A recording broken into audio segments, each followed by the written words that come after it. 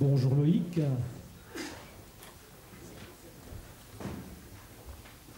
Bonjour à toutes et à tous. Bienvenue à Partner VIP, à la conférence plénière d'IBM Capturer la croissance du cloud avec IBM, où il va être question, comme vous vous en doutez, de cloud computing et de distribution valeur en France.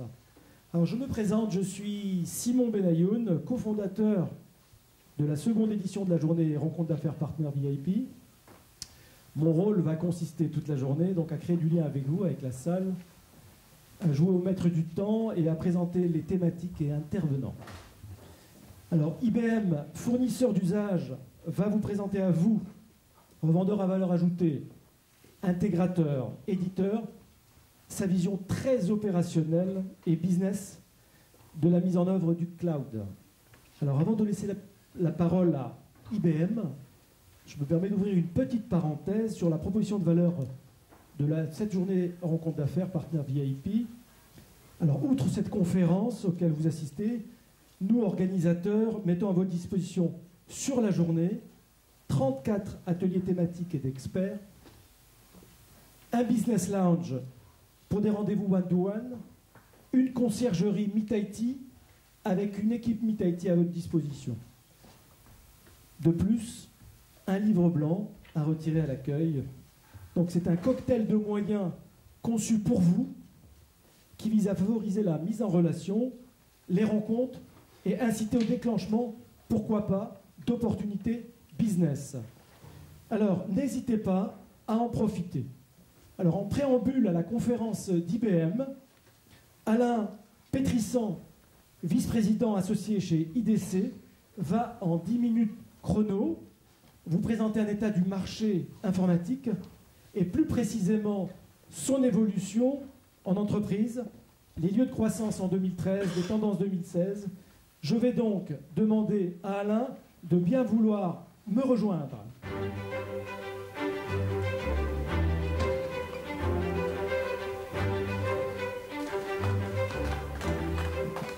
Merci, bonjour à tous. Merci Simon. Donc oui, je suis Alain Pétrissan, je travaille chez IDC. J'ai préparé une présentation que je vais dérouler en introduction de chaque session, qui va couvrir tout ce qu'a indiqué Simon. Et sur cette session, je vais vous partager avec vous les derniers chiffres, les dernières prévisions IDC, en ce qui concerne à la fois l'évolution du marché informatique en France, en entreprise, et la part que peut ou que va prendre l'indirect, le channel.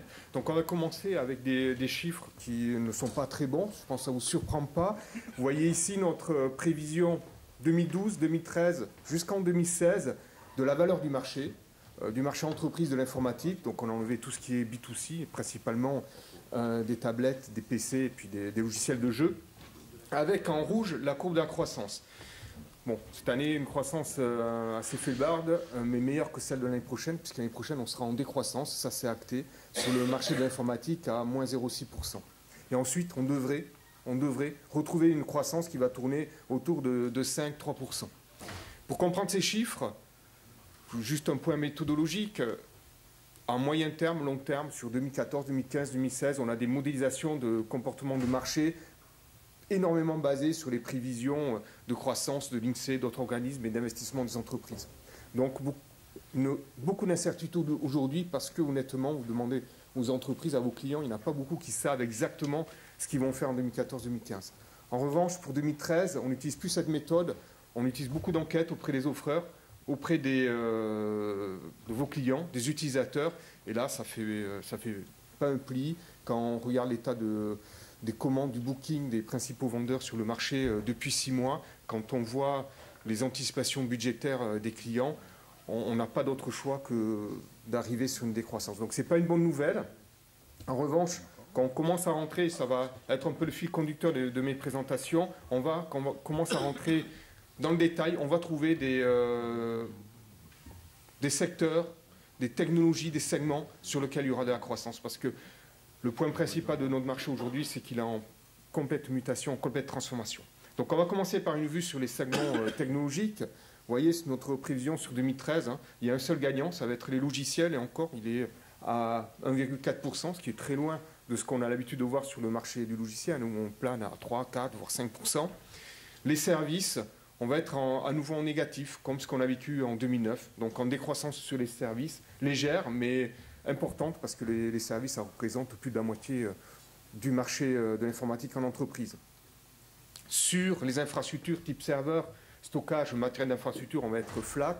En revanche, sur tout le poste PC, poste de travail, tablette, là, on va être en très forte décroissance. En fait, le marché poste de travail est un peu en croissance si on tient compte des smartphones. Je les ai enlevés parce que la vente de smartphones emprunte des circuits qui sont complètement différents des circuits channel traditionnels. Quand on se projette sur l'avenir, pour trouver des raisons d'espérer, on voit que le modèle qui se dégage sur les années à venir, ça va être un modèle principalement tiré par le logiciel, avec du service qui va avoir grosso modo une croissance annuelle moyenne à 2%, ce qui est pas mal pour des marchés services, de l'infrastructure, du matériel d'infrastructure qui va suivre avec une petite croissance positive. En revanche, pour tout ce qui est PC, poste client, on va continuer à être en valeur sur une décroissance forte. Alors le channel, dans tout cela, on a évalué la part qui passe par l'indirect sur tous ces marchés, au moins sur les marchés matériels et logiciels. Alors aujourd'hui, en termes de revente pure, si on exclut la part des services réalisés par les partenaires, on est un marché qui va approcher à un horizon 2016 et les 10 milliards d'euros. Donc, grosso modo, 25% du marché, avec bien sûr beaucoup de différences dans les taux de pénétration de l'indirect selon le segment technologique. Plusieurs leçons à tirer de cela. D'une part, quels que soient les segments technologiques, nous on prévoit, on le mesure depuis des années et on le prévoit pour les années à venir, il y aura une part toujours plus importante de l'indirect dans tous les segments technologiques. Donc le marché continue à converger et à passer de plus en plus par l'indirect, ce qui fait qu'on a une surcroissance de l'indirect par rapport à la croissance du marché. En revanche, la croissance, elle va se faire sur la vente de logiciels. D'ici 2016, on prévoit une augmentation de la croissance en valeur de la vente de logiciels à près d'1 milliard, 970 millions d'euros. En revanche, le marché hardware indirect, et parce qu'aussi le marché hardware va être en décroissance, va perdre plus de 500 millions d'euros. Donc au total, on a un delta positif de 400 millions. Mais ça dessine déjà les directions dans lesquelles le channel, les partenaires vont devoir aller pour pouvoir continuer à être compétitifs et à continuer à faire de la croissance de revenus. Alors là, j'ai posé les problèmes. Je ne veux pas être trop noir non plus. Donc dans les sessions suivantes, je vais vous présenter ce que nous disent les entreprises et ce que nous disent aussi les gros constructeurs, les gros éditeurs, parce qu'il y a des solutions, il y a des voies à prendre pour amorcer le virage de la mutation. Et donc, dans les 3 sessions suivantes, que je vous invite à suivre, je vais vous élaborer avec vous les solutions qui se dessinent pour les partenaires. Voilà, je vous remercie de votre attention. Je vais laisser la parole à Simon. Merci Alain. Nous allons maintenant, si vous le voulez bien, passer à la présentation d'IBM. Le thème de la conférence, capturer la croissance du cloud avec IBM. Cette conférence plénière sera animée par 2 dirigeants d'IBM que j'invite à me rejoindre. Thomas Meunier, vice-président Business Partner Organization et Mid-Market, et Christian Conta, directeur Cloud Computing d'IBM. Monsieur, à vous la parole. Merci. Bien, bonjour à toutes et à tous. Merci de nous avoir rejoints pour cette plénière IBM. Je me présente, Thomas Meunier, je suis en charge du channel et de l'organisation Mid-Market chez IBM. Christian, en charge du Cloud Computing. Alors vous l'avez compris, le thème de la plénière, c'est le cloud. Comment capturer cette croissance? Comment est-ce qu'on se propose de vous aider à le faire? Et si on en croit les slides de Alain, effectivement, il y a une certaine morosité, pour ne pas dire autre chose, Alain, tout au moins jusqu'à 2014-2015. Et je pense qu'on sera tous d'accord pour dire que, j'allais dire le salut, la croissance, Christian, c'est le cloud. Alors maintenant, le cloud, tout le monde en parle, il s'en dit beaucoup de choses, beaucoup depuis 2010, mais concrètement,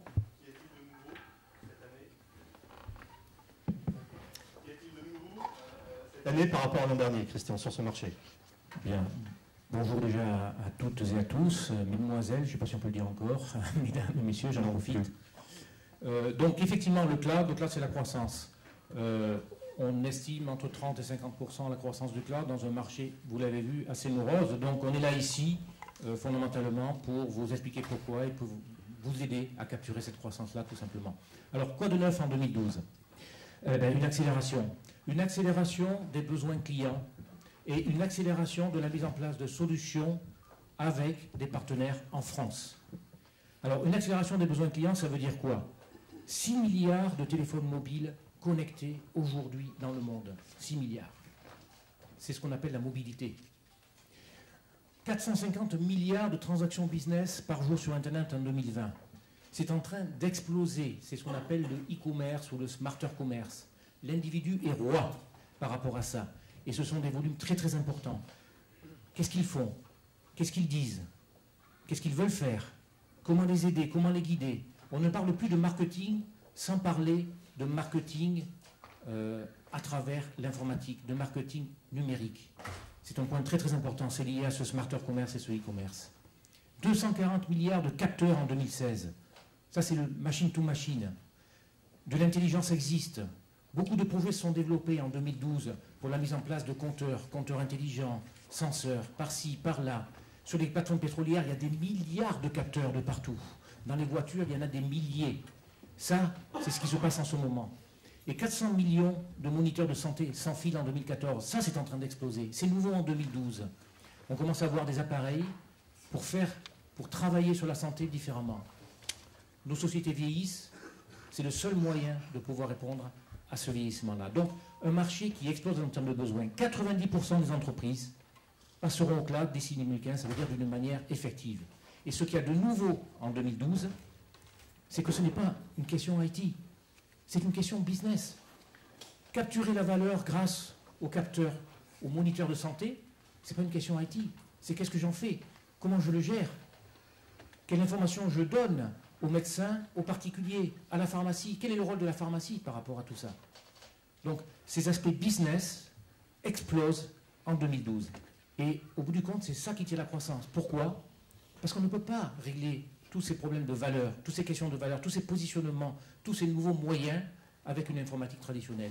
Il faut de la réactivité, de l'agilité, de la scalabilité et quelque chose qui nous permette d'aller vite à un prix tout à fait correct, c'est-à-dire quelque chose qui est automatisé, c'est-à-dire du cloud.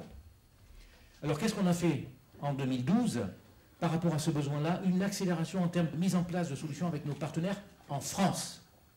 On a commencé en février. Février 2012, on a annoncé le plus gros cloud privé managé en France. 50 000 utilisateurs SaaS. Cegid utilise un cloud privé managé par IBM. 5 000 sociétés, des TPE, des PME et des clients un peu plus grands. Et ça continue. On a annoncé au mois de juillet, avec Aspaway, la mise en place d'un cloud également privé pour supporter les ISV. On reviendra là-dessus un peu plus tard. C'est d'ailleurs le second Managed Service Provider certifié en France en 2012. Et tout ceci continue et tout ceci s'accélère. Merci Christian. Alors, ces chiffres sur le slide d'avant donnent un peu le vertige quand on la regarde comme ça. Concrètement, quelle est la place de nos partenaires là-dedans? Quel est le rôle vis-à-vis des clients? Et comment est-ce qu'on les aide à accélérer leur business cloud? Alors pour vous, dans cette salle, est-ce une évolution ou est-ce une transformation? Que vous soyez revendeur en valeur ajoutée, que vous soyez éditeur de logiciels, que vous soyez fournisseur de services, ou logiciels ou infrastructures, ou intégrateur en technologie, c'est plus qu'une évolution. C'est plus qu'une évolution, c'est une transformation. Pourquoi?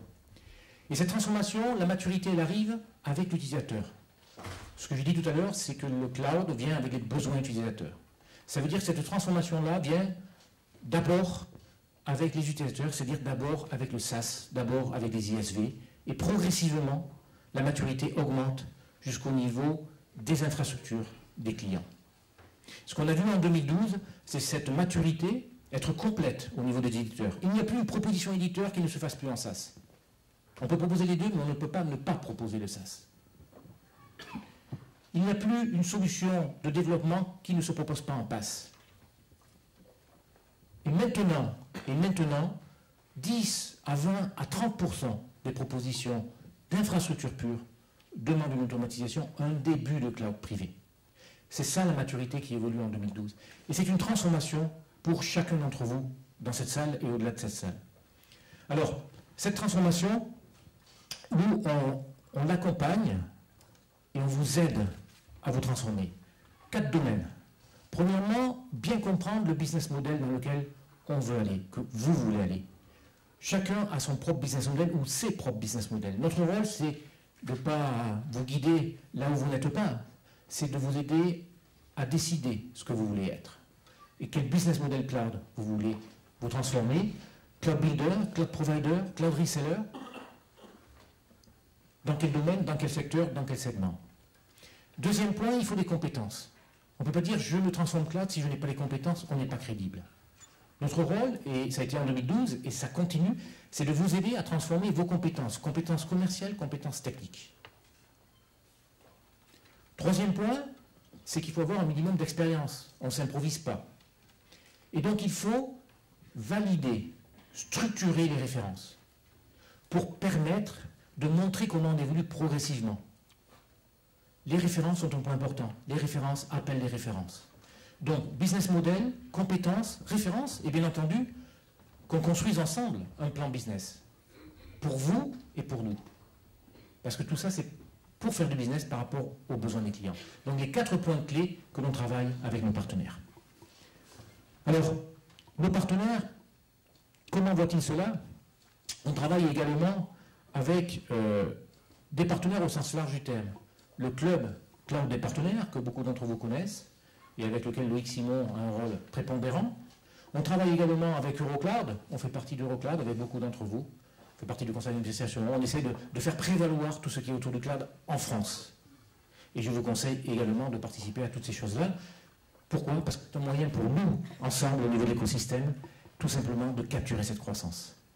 Alors plutôt que d'en parler, moi ce que je vous propose simplement, c'est de... Certains d'entre vous dans cette salle sont des partenaires IBM, et ce que je vous propose, c'est simplement en quelques minutes qui vous donnent leur propre appréciation, leur propre témoignage de cette transformation et de la manière de la mener avec IBM. Alors le premier d'entre eux, peut-être à qui je vais donner la parole, c'est le président du groupe Overlap, Georges Rox. Voilà, Overlap, c'est un groupe important qui a développé du cloud progressivement, mais qui va très très vite maintenant pour la construction également de cloud, pour des clouds privés, pour des clients. Et ça demande des investissements en termes de compétences, comme je l'ai dit, de références. Tout ça est mis en place, et pour que, ensemble, avec le groupe Overlap, on puisse, de manière crédible, en France, accompagner les clients pour créer leur propre cloud privé, et puis s'ils veulent aller plus loin, également utiliser des clouds publics Overlap à développer. Mais je vais laisser la parole à Georges pour qu'il nous explique un peu sa transformation.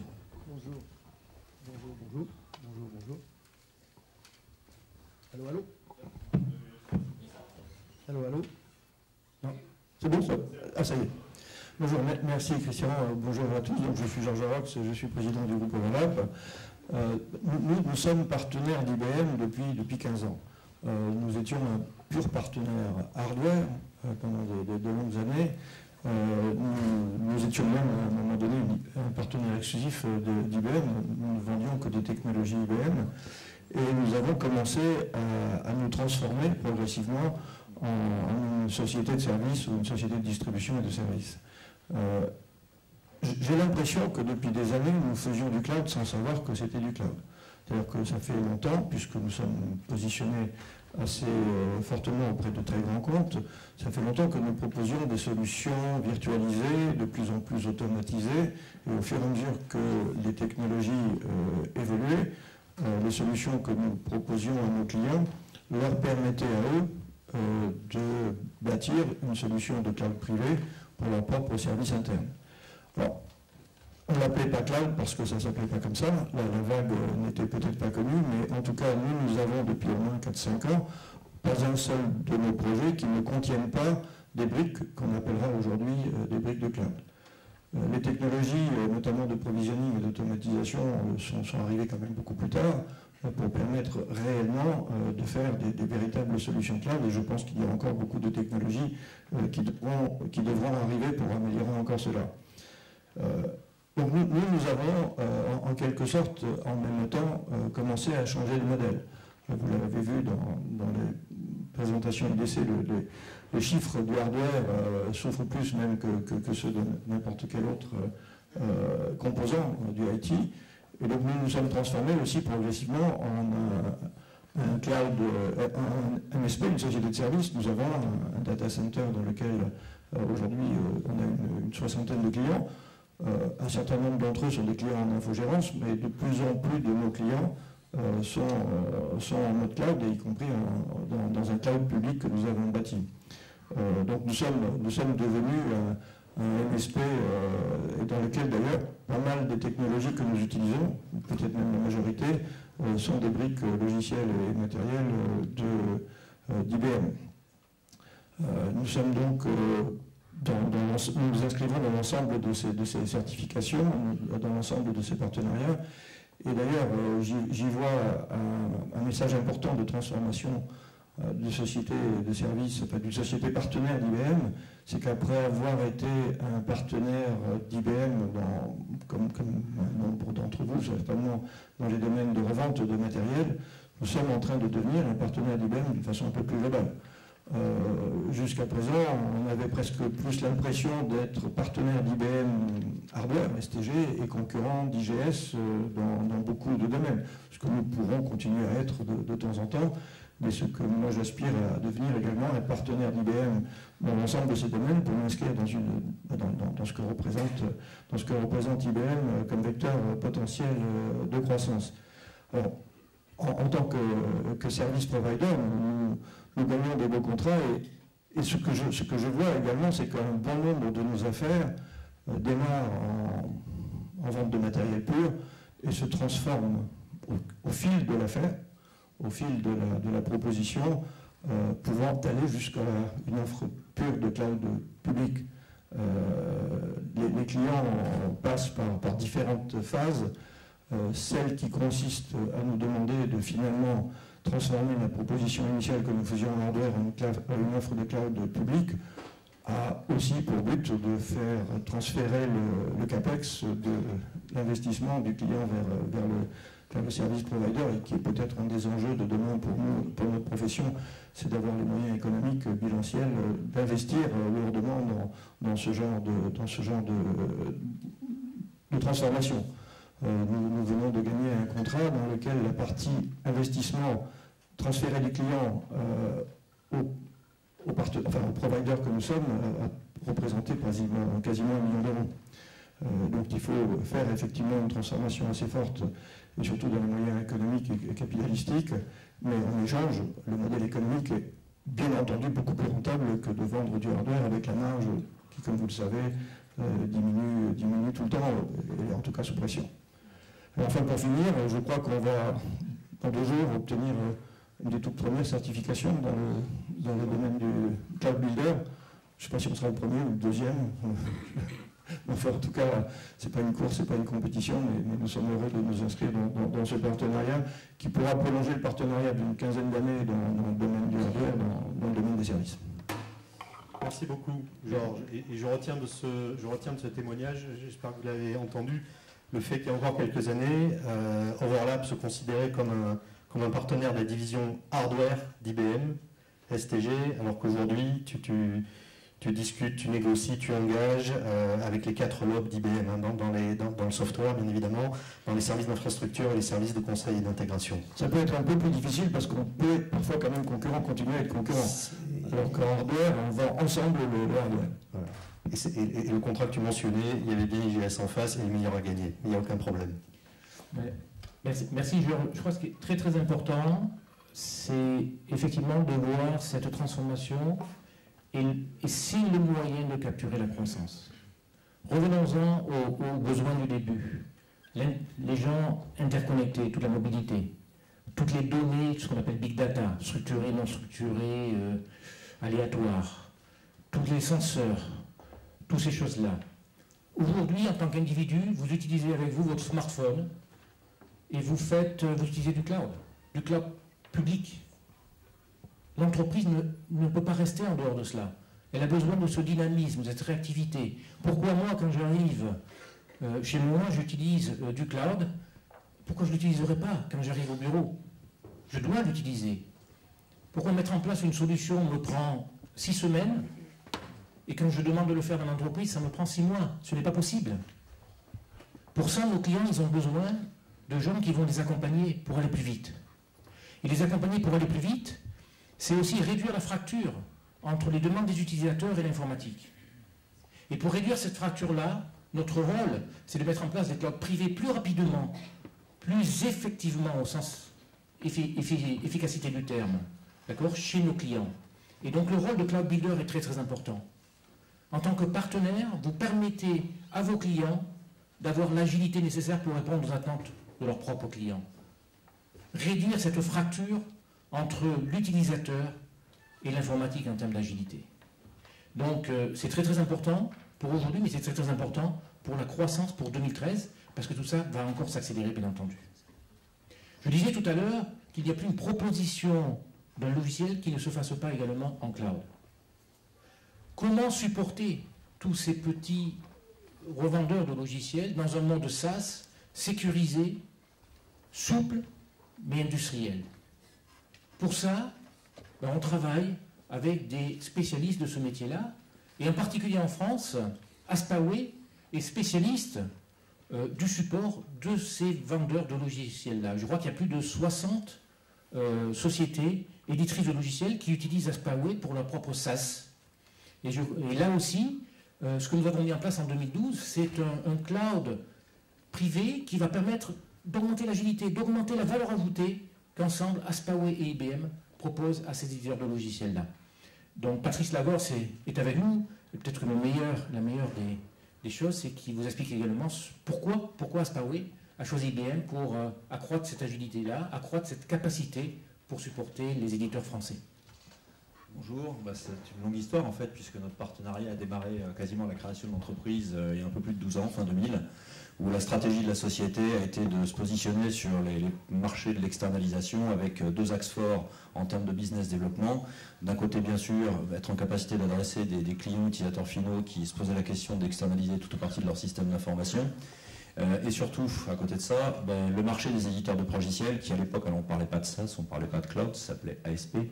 Je crois que ces 2 termes n'existaient pas encore, mais surtout avoir un positionnement fort vis-à-vis des éditeurs de logiciels qui nécessairement allaient dans les années à venir être obligés d'opérer une transformation de leur business model. Donc très tôt, la stratégie d'Aspaway a été d'adresser les éditeurs et être en capacité, je dirais, de pouvoir accompagner ces entreprises éditrices de toute taille dans la construction et la transformation de leur business model sur le marché. Alors Aspaway, très rapidement, on n'est pas du tout éditeur, on n'est pas du tout intégrateur. Aujourd'hui, on déploie et on ne propose que des services d'externalisation, des services cloud. La particularité, je dirais, qu'on a eu très tôt, a été de se poser les bonnes questions, qui étaient de savoir notamment quels pouvaient être les facteurs clés de succès, les freins, les best practices, en complément, je dirais, des services, des offres de delivery qu'on pouvait mettre en place sur le marché pour accompagner, faire en sorte que la construction d'offres SaaS pour un éditeur et l'évolution de son business model puisse être un réel succès. Notamment pour les gens qui étaient issus, je veux dire, entre guillemets, de l'ancien monde, c'est-à-dire qui étaient issus du monde traditionnel des applications de gestion. Donc c'est une proposition de valeur sur laquelle on a travaillé. Un des deux éléments qui a été très important également dans notre stratégie a été le fait de choisir un acteur majeur à l'époque pour être en capacité de déployer et assurer le delivery et l'hébergement de toutes ces solutions. Le choix s'est porté à l'époque sur IBM, où on a trouvé, je dirais, quelque chose qui était important pour nous, qui était de pouvoir relayer une proposition de valeur qui était celle du premier infogéreur mondial à l'époque, je crois que c'est toujours le cas d'ailleurs, d'être en capacité, je dirais, de s'appuyer sur un partenaire qui avait une pérennité, qui savait travailler avec des partenaires et qui disposait déjà à l'époque d'une granularité assez importante. Donc cette relation, elle s'est développée au fil du temps. On a très rapidement, je dirais, trouvé une place dans cet écosystème où effectivement on pouvait se positionner comme incubateur en complément d'IBM sur, pour beaucoup d'éditeurs, sur la construction et le démarrage d'offres en mode SaaS, cloud. Effectivement, donc, durant ces dernières années, on a appris à se connaître, à beaucoup travailler ensemble, à être en capacité, je dirais, de construire une stratégie de développement pour adresser le marché des éditeurs de logiciels. On est aujourd'hui, je dirais, positionné comme un incubateur, je pense, c'est un peu comme ça qu'on pourrait nous positionner vis-à-vis d'un IBM, où on va pouvoir avoir capacité à relayer et accompagner des éditeurs sur la mise en place de ce type de business model. Alors, point important, effectivement, il y a eu une évolution forte dans notre partenariat courant de l'été dernier, au début de l'été dernier, où on a décidé, après un certain nombre de discussions, de réunions de travail, de construire une plateforme cloud qui est, comme le reste des process, je dirais, sur lesquels on s'appuie avec Cloudlay, puisque nous avons l'intégralité des offres d'hébergement IBM, aller beaucoup plus loin dans l'industrialisation et dans les process que nous déployons au travers d'une grosse plateforme cloud au niveau national qui a été livrée et construite sur un des data centers d'IBM en France. Aujourd'hui, des gens comme PAC nous considèrent comme le premier SaaS enabler sur le marché français et comme une société qui a des choses à dire, puisqu'effectivement on est sur des taux de croissance qui sont de 20 à 30% par an. On a un peu plus de 60 partenaires éditeurs qui déploient au quotidien des applications. Ça doit représenter plusieurs milliers de clients aujourd'hui en production pour ces éditeurs de logiciels avec des solutions de, je dirais, de toute nature au niveau applicatif. Donc, point important, c'est que dans ce partenariat, je dirais, il y a un volet qui est important, qui est la capacité à pouvoir déployer des solutions en mode cloud et adapter ça pour le marché des éditeurs de logiciels en apportant des services managés, la granularité qui va bien, pour aider et vous aider à opérer ce type de transformation. Mais cette proposition de valeur a été plus loin, puisqu'on a intégré là-dedans toute la capacité à pouvoir apporter la valeur qu'aujourd'hui a un IBM et sa capacité à travailler avec des partenaires, en intégrant tout un accompagnement sur un certain nombre de volets que sont des volets marketing en termes de visibilité et autres. Je ne vais pas en dire plus, donc c'est une solution et une offre en devenir qui commence effectivement à avoir un beau succès en complément de ce qu'on avait déjà pu faire ensemble. Merci. Merci Patrice. Ce que tu as humblement appelé marketing, ce sont des plans d'action commerciale communs à Aspaway et IBM pour retourner au marché ensemble. Merci beaucoup. Alors Christian, on vient d'entendre ces deux témoignages. Par rapport aux gens qui sont dans la salle, et on a une audience d'éditeurs, d'ISV, de MSP, il y a peut-être des gens de taille plus modeste, on n'a pas que des overlaps ou des Aspaway sur le marché. Donc ma question est la suivante, de manière extrêmement pragmatique, quelles sont les offres, solutions IBM sur lesquelles les gens qui sont dans cette salle peuvent s'appuyer aujourd'hui pour porter leur solution cloud à leurs clients? Alors, très bonne question, Thomas. Si. Je crois que les deux exemples-là ont montré la réalité de 2012. 2012, c'est une réalité, c'est une accélération de l'écosystème. Alors maintenant, les offres sont nombreuses et riches pour chacun d'entre vous. Trois choses par rapport à ça. Premièrement, elles doivent s'adapter à votre propre modèle de business. Et chaque modèle de business dans cette salle est différent. Deuxièmement, ça doit être modulaire. Il y a plus de 150 offres cloud IBM sur lesquelles vous pouvez soit vous appuyer commercialement, comme des solutions de social business, comme des solutions de e-commerce, soit les utiliser pour construire vos propres solutions. Et je là-dessus. D'accord ? Et le troisième point, c'est que ça se doit d'être ouvert. Ouvert dans un écosystème. Ouvert, ça veut dire quoi ? Ça veut dire pouvoir collaborer avec d'autres. On sait tous très bien que le monde demain sera fait de cloud hybride. Il va falloir que tout ceci communique. Il faut donner la capacité de communiquer, la capacité d'avoir des architectures de référence. IBM investit sur OpenStack. IBM est sponsor Platinum d'OpenStack depuis avril 2012. Pourquoi ? Pour permettre justement de fédérer, de construire de manière ouverte, avec tout un écosystème, les solutions qui se doivent d'être ouvertes pour être agiles pour les clients, tout simplement. Et puis, on a mis en place des solutions avec des clients, ce qu'on appelle des client councils, qui vont permettre de progressivement construire avec eux leurs propres normes cloud au fur et à mesure qu'eux-mêmes vont les découvrir.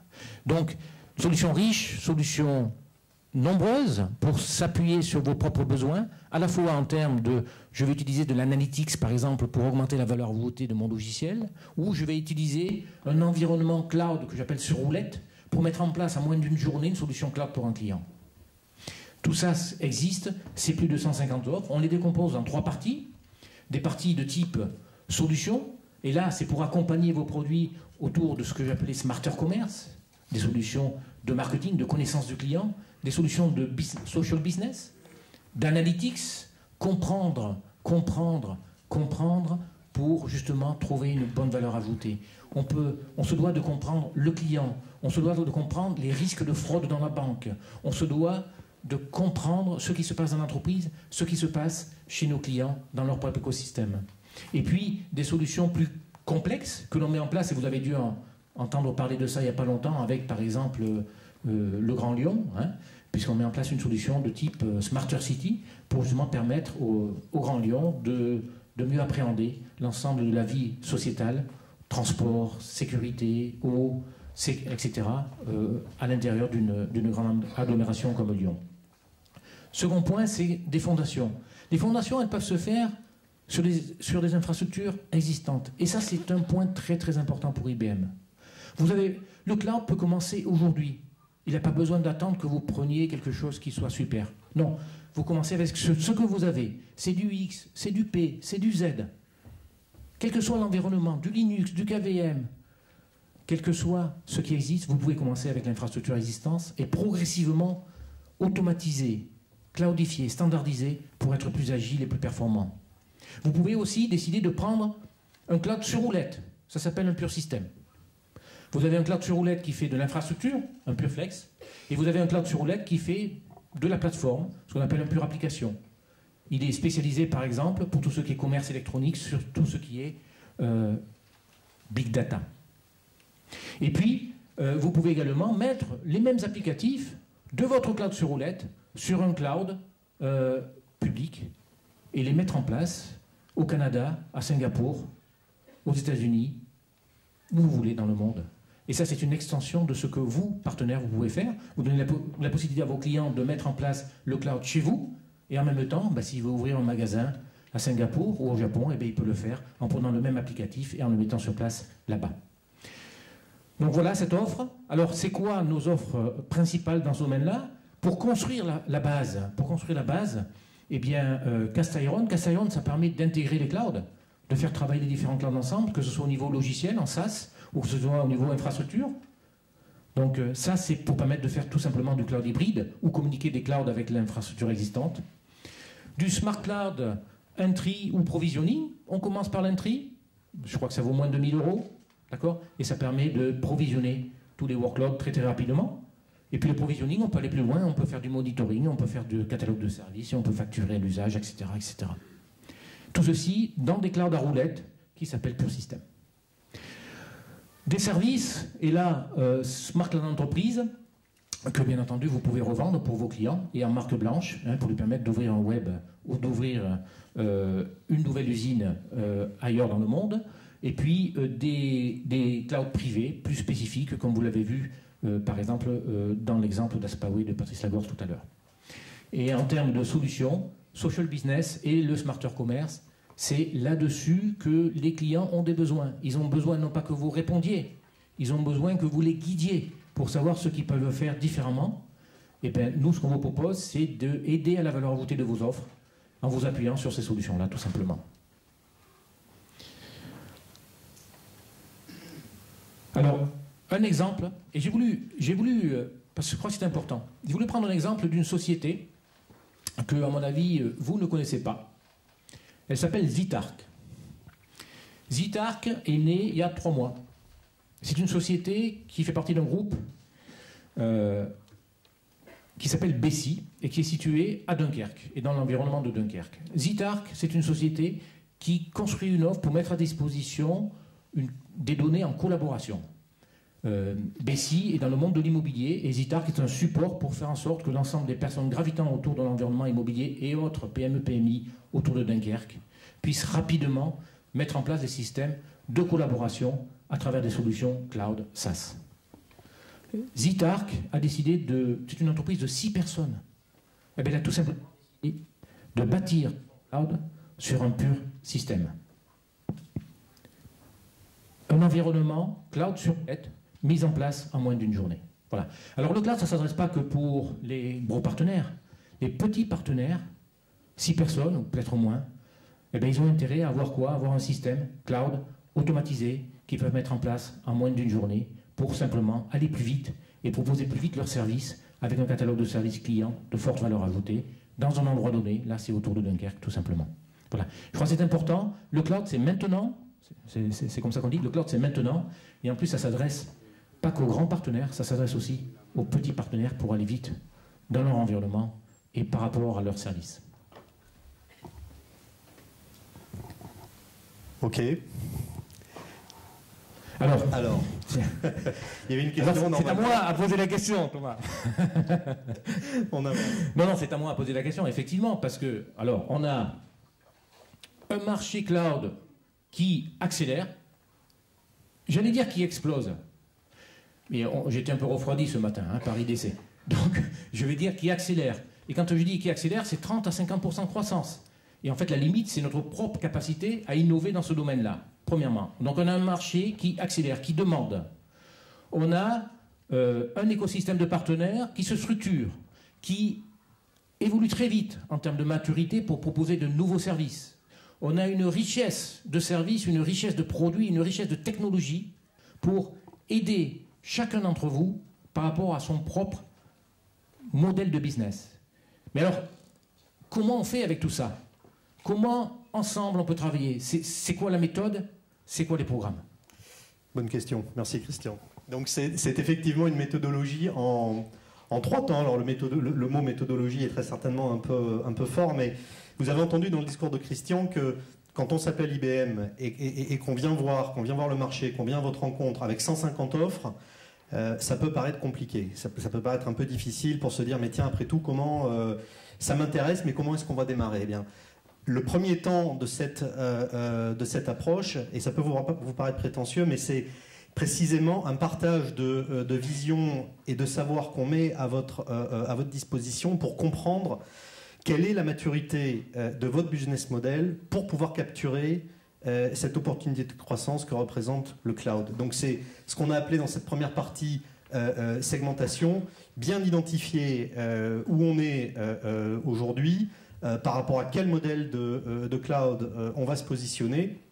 Et puis tout de suite après, Loïc, dans le second temps, ça c'est le comment. C'est quel type de véhicule, à travers tout ce qu'IBM peut mettre à votre disposition, on va emprunter pour pouvoir aller vers ces nouveaux modèles.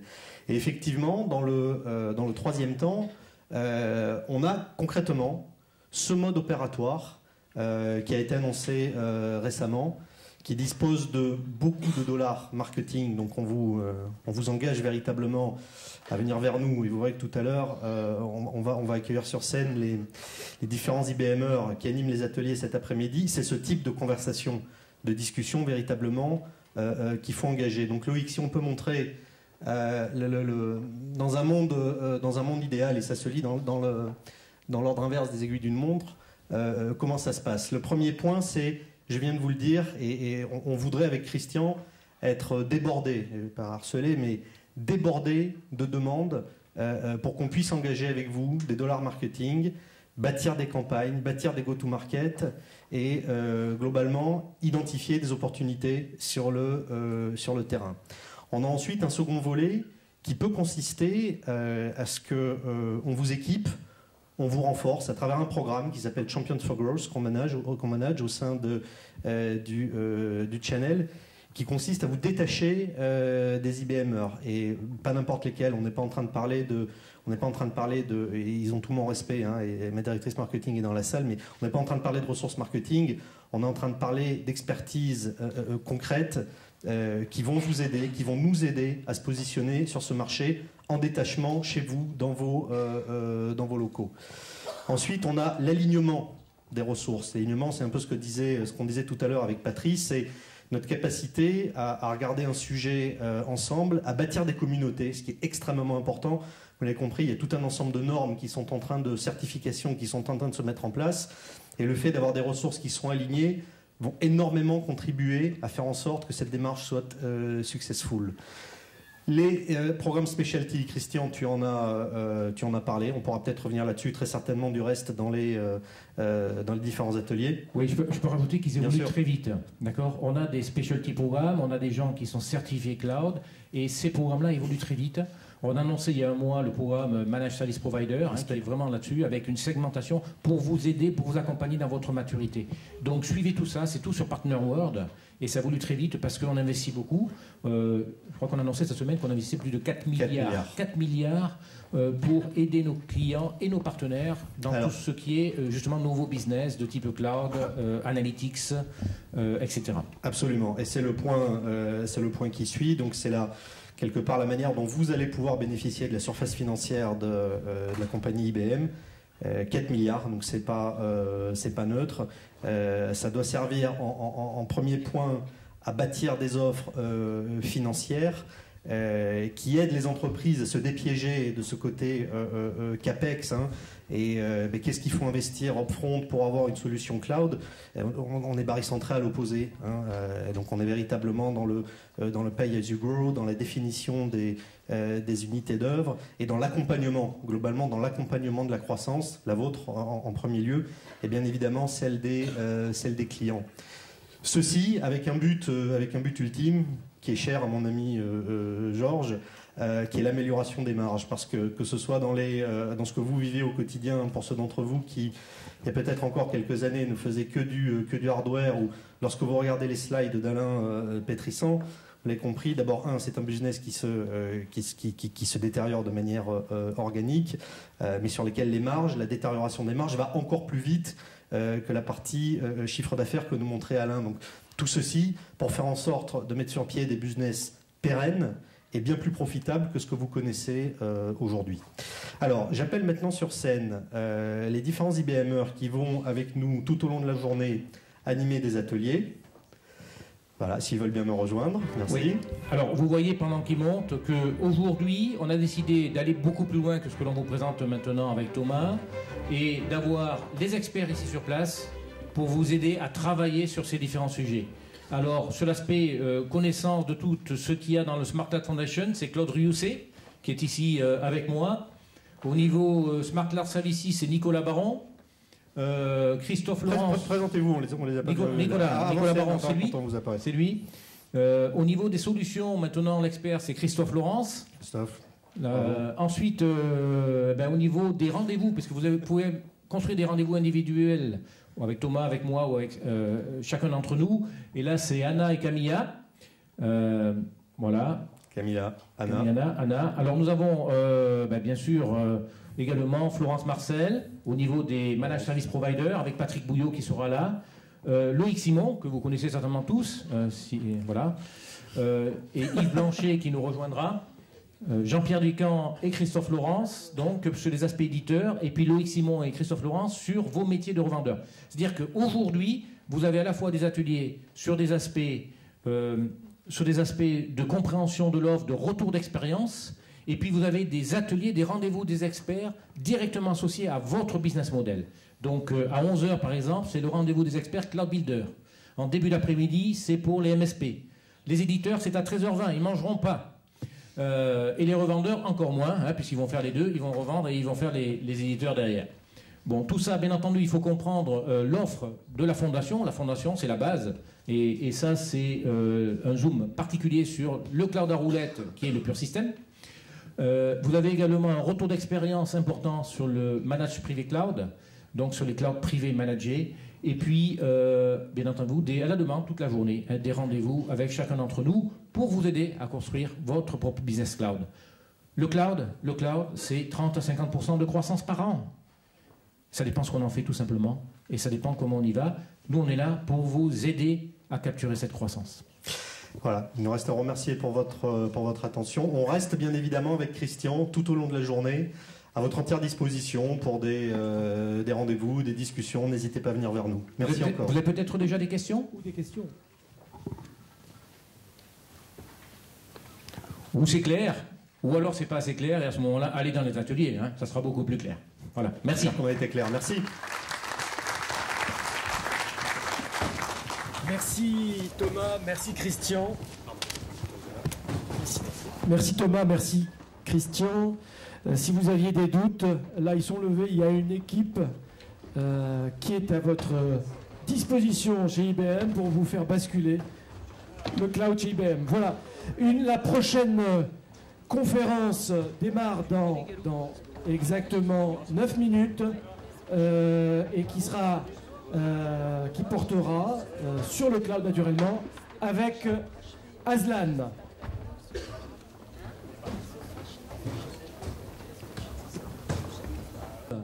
Bienvenue à Partner VIP et à la conférence plénière d'Aslan.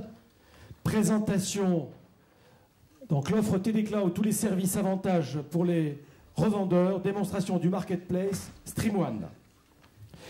Oui, naturellement, comme vous l'avez compris, il va être question de cloud et de distribution valeur. Alors pour ceux qui ne me connaissent pas, je suis Simon Benayoun, je suis cofondateur de la seconde édition de la journée rencontre d'affaires partenaire VIP. Mon rôle va consister toute la journée et lors de cette conférence de créer du lien avec la salle, si nécessaire, jouer le maître du temps avec IBM, on n'a pas eu ce souci, ils ont terminé en time, et à présenter les thématiques et les intervenants. Voilà, Aslan, filiale de Tech Data, que tout le monde connaît, grossiste et un des leaders mondiaux sur son marché, va présenter aux revendeurs à valeur ajoutée, aux intégrateurs, aux éditeurs que vous êtes dans la salle, sa vision pratique, je dirais même très pratique et opérationnelle de la mise en œuvre du cloud. Donc avant la conférence d'Aslan, j'ouvre une petite parenthèse pour parler de la proposition de valeur de Partner VIP.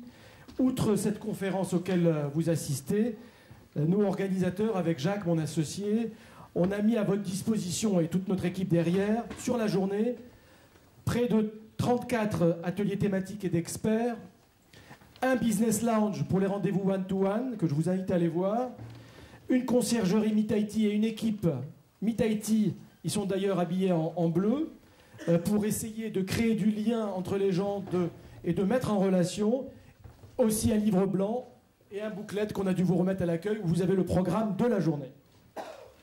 Voilà, c'est comme vous l'avez remarqué, un cocktail de moyens conçu pour vous, pour favoriser les rencontres et inciter, pourquoi pas, au déclenchement d'opportunités business. Alors n'hésitez pas à en profiter. Alors, en préambule à la conférence d'Aslan, on a souhaité avoir un éclairage d'ouverture.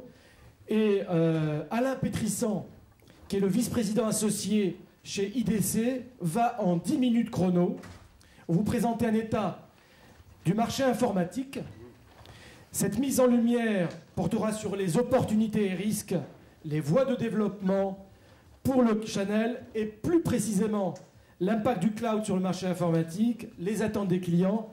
Et Alain va vous en dire plus. Alain, je vais vous demander de bien vouloir me rejoindre pour justement cette présentation d'IDC. À vous la parole. Merci Simon. Merci Simon. Bienvenue à tous. Alors là, je vais dérouler la deuxième partie de ma présentation puisque j'interviens en introduction de chaque session. Donc pour ce qui était là, lors de la précédente session, je vous ai présenté les chiffres assez moroses de la croissance ou de la décroissance informatique. Là, on va commencer à aborder le volet solutions, parce que, comme je l'ai expliqué, même si on prévoit une décroissance pour l'année prochaine, il y a des segments qui vont être en croissance. On va commencer par regarder ce que nous disent vos clients, donc les utilisateurs des technologies. Principalement les DSI, lorsqu'on les interroge sur leur stratégie, eh bien on retrouve depuis plusieurs années toujours les mêmes choses qui sont améliorer les processus, rationaliser, transformer. Donc en grisé, c'est les tendances à la hausse pour l'année qui vient, en termes de pression venant de la direction générale, des lobes. Et puis en bleu, ceux qui le vivent mieux, ils disent non, c'est moins important, ça va être moins important que ce qu'on a vécu cette année. Donc c'est du classique. La grande nouveauté, le tournant a eu lieu pour certaines technologies en 2011 et puis surtout en 2012, c'est qu'aujourd'hui, vos clients, les DSI, comprennent et commencent à percevoir des solutions sur le marché. C'est-à-dire qu'ils ne sont pas tout à fait encore complètement satisfaits de ce que le marché globalement propose. Ils pensent qu'il y a encore beaucoup de trous dans la raquette. Mais aujourd'hui, il y a des solutions et ils commencent à établir des plans, des priorités d'action pour 2012 qui sont les suivantes. C'est d'abord, je sais bien qu'on va beaucoup parler de cloud, mais je vais y revenir, c'est d'abord la question du poste de travail, de l'environnement de travail, lié à la mobilité. Ça, quand vous parlez avec des DSI, vous pouvez leur parler de ce que vous voulez, de cloud, de big data, business analytics, tout cela. Lorsque la discussion se libère, tous vous disent, mais il y a la bombe qui arrive, là on est au bord de la rupture, c'est le poste de travail. Je vais y revenir, ça sera la conclusion de cette courte présentation. Et tout le reste, modernisation d'infrastructures, achat de SaaS, services cloud, c'est relatif au cloud. Aujourd'hui, la grande priorité, en dehors de qu'est-ce qu'on va faire sur le poste de travail, c'est aujourd'hui comment on travaille, comment on s'organise autour du data center, autour du cloud. Alors, il a été dit précédemment que 90% des entreprises vont ou sont déjà sur le cloud. C'est à peu près nos chiffres. Aujourd'hui, l'immense majorité des entreprises ont une stratégie cloud. Elle peut être publique, elle peut être privée, mais le rond central, c'est 43% des entreprises. C'était une enquête qu'on a faite décembre 2011, janvier 2012. 43% des entreprises ont une stratégie mixte. Alors, quel est l'état aujourd'hui de l'opinion, de ce que les DSI ont en tête, ce qu'ils ont acté? Ils ont compris que le cloud, ça va leur fournir des solutions pour l'avenir. Mais comme c'est des gens très responsables, ils ne vont pas se précipiter sur la première technologie, la première solution venue. Ils sont aujourd'hui en train d'avoir une approche très structurée en définissant pour les différents besoins, les différentes solutions, en les évaluant les différentes solutions sur le marché et en établissant des plans d'investissement, d'achat progressif. Pourquoi ils font ça? Ce n'est pas tant pour des réductions de coûts, ils sont toujours sensibles à ça bien sûr, mais c'est pour trois principales raisons. D'abord pour ce que le cloud offre en termes de paiement à l'usage. Donc c'est lié à la réduction de coûts, mais c'est surtout lié à moins de gaspillage. Les deux autres solutions, les deux autres raisons sont, je pense aujourd'hui, les raisons majeures qui poussent les entreprises à aller vers le cloud. C'est déploiement rapide, pas d'infrastructure, c'est corrélé. J'ai quelques exemples. Lorsque Alstom, une entreprise bien connue, aujourd'hui à l'export arrive à décrocher un contrat de maintenance d'un parc de trains, mais systématiquement ils vont déployer le système d'information qui vont avec. Et aujourd'hui, ils recherchent avant tout une solution SaaS. Et pourquoi? Parce que s'ils ne le font pas en SaaS, le déploiement du système d'information associé au contrat qu'ils ont gagné en Angleterre, en Allemagne, où vous voulez, en Asie, ça va prendre plusieurs mois, entre 6 mois et 1 an. En solution SaaS, ils l'ont fait dernièrement, ils ont trouvé une solution, ils ont mis en place une solution, ça a pris moins de 2 mois. Donc vous imaginez que d'une part la DSI va se valoriser par rapport au LOB, et puis pour l'ensemble de l'entreprise va être opérationnelle beaucoup plus rapidement sur ce contrat. Donc ça, c'est l'argument clé aujourd'hui qui explique pourquoi les entreprises regardent de manière très attentive le SaaS. Un autre exemple, quand GDF, ils n'arrêtent pas, lance de nouvelles offres en direction des entreprises, en direction du B2C, des clients, systématiquement, ils créent un silo informatique, ils vont créer une application dédiée, un petit système d'information dédié à l'offre. Elle ne marche pas, on arrête tout. Elle marche, on intègre tout dans le système d'information de GDF. Eh bien aujourd'hui, systématiquement, ils choisissent des solutions SaaS. Ils vont sur le marché, ils vont les chercher, en espérant de trouver celles qui correspondent à leurs contraintes réglementaires, techniques, et ainsi de suite.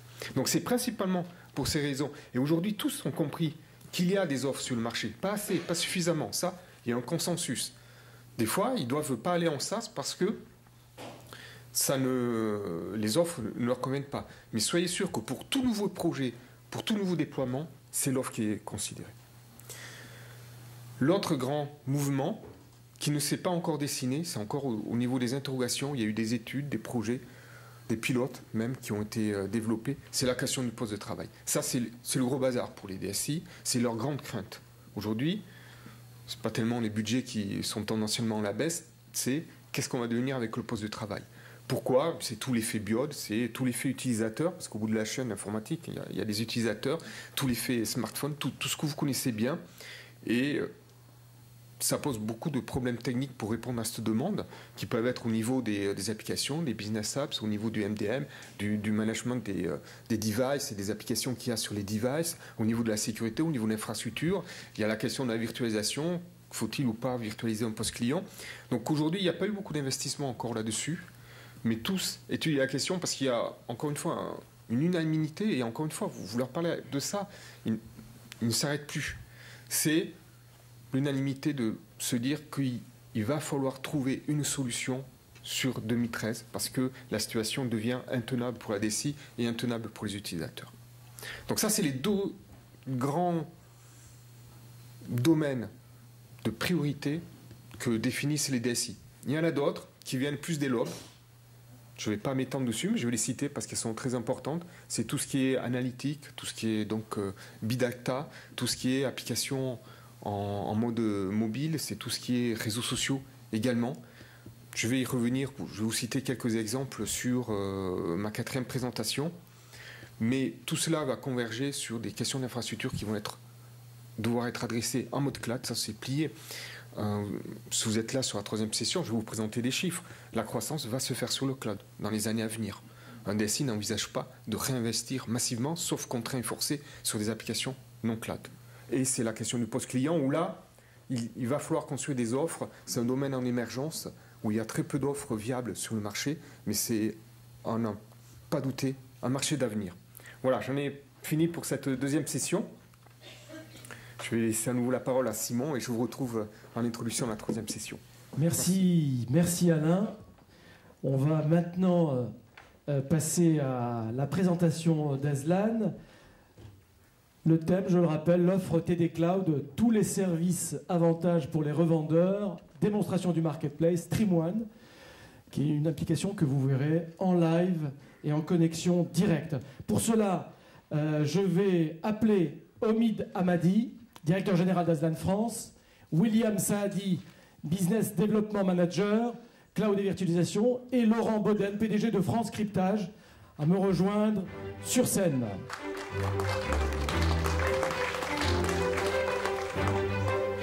Ça marche? Allô, allô? Bon, ça marche. C'est toujours aussi lumineux ici, parce que je ne vois pas les gens auprès de qui et en face desquels je parle. Bonjour à tout le monde. Donc moi je suis Omid Hamadi, directeur général d'Aslan. Je vous propose, est-ce que quelqu'un avance les slides ou bien il faut avoir un... C'est une excellente question. Ah. Comment? Ouais, d'accord. Merci. Donc, ce que je vous propose, j'ai eu le plaisir d'être dans cette salle avec certains peut-être d'entre vous l'année dernière. Pour ceux qui n'étaient pas là, donc je vais faire une présentation rapide de TechData pour que vous puissiez voir en toute simplicité quels sont les moyens qu'on peut mettre en œuvre pour aider nos revendeurs et nos clients. Après quoi, je ferai une synthèse de l'offre TechData en matière de cloud. Pareil, pour ceux qui étaient là l'année dernière, je suis allé plus dans le détail. J'ai même fait la définition en fait, de ce qu'on appelait dans les différents acronymes. Mais cette année, je vais aller plus vite. Et ensuite, William Saadi vous présentera le portail TD Cloud, et en particulier StreamOne, qui est notre marketplace. Et vous allez voir que c'est une application intéressante, encore une fois, pour nos revendeurs, pour pousser et accélérer leur offre cloud. Après, Laurent Boden, qui est de la société France Cryptage, à qui j'ai demandé d'intervenir et de parler des solutions cloud qu'ils ont mis en place et qui vont être portées justement sur StreamOne. Et je demanderai aussi à Philippe Tavernier, qui est dans cette salle, de Numergy, puisque nous avons scellé nos accords très récemment, de nous faire part de leur activité et ce qu'on pourrait faire ensemble rapidement. Voilà. Donc,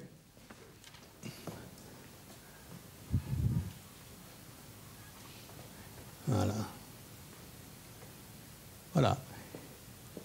Alors, très rapidement, TechData est un distributeur américain. La couverture mondiale de TechData est en Amérique, sur le continent américain, Amérique du Nord, Amérique du Sud, et également dans les pays européens.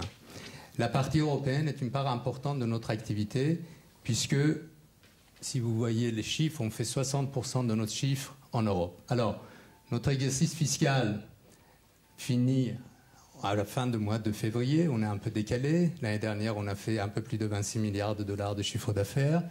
Nous distribuons 150 000 technologies différentes, produits différents.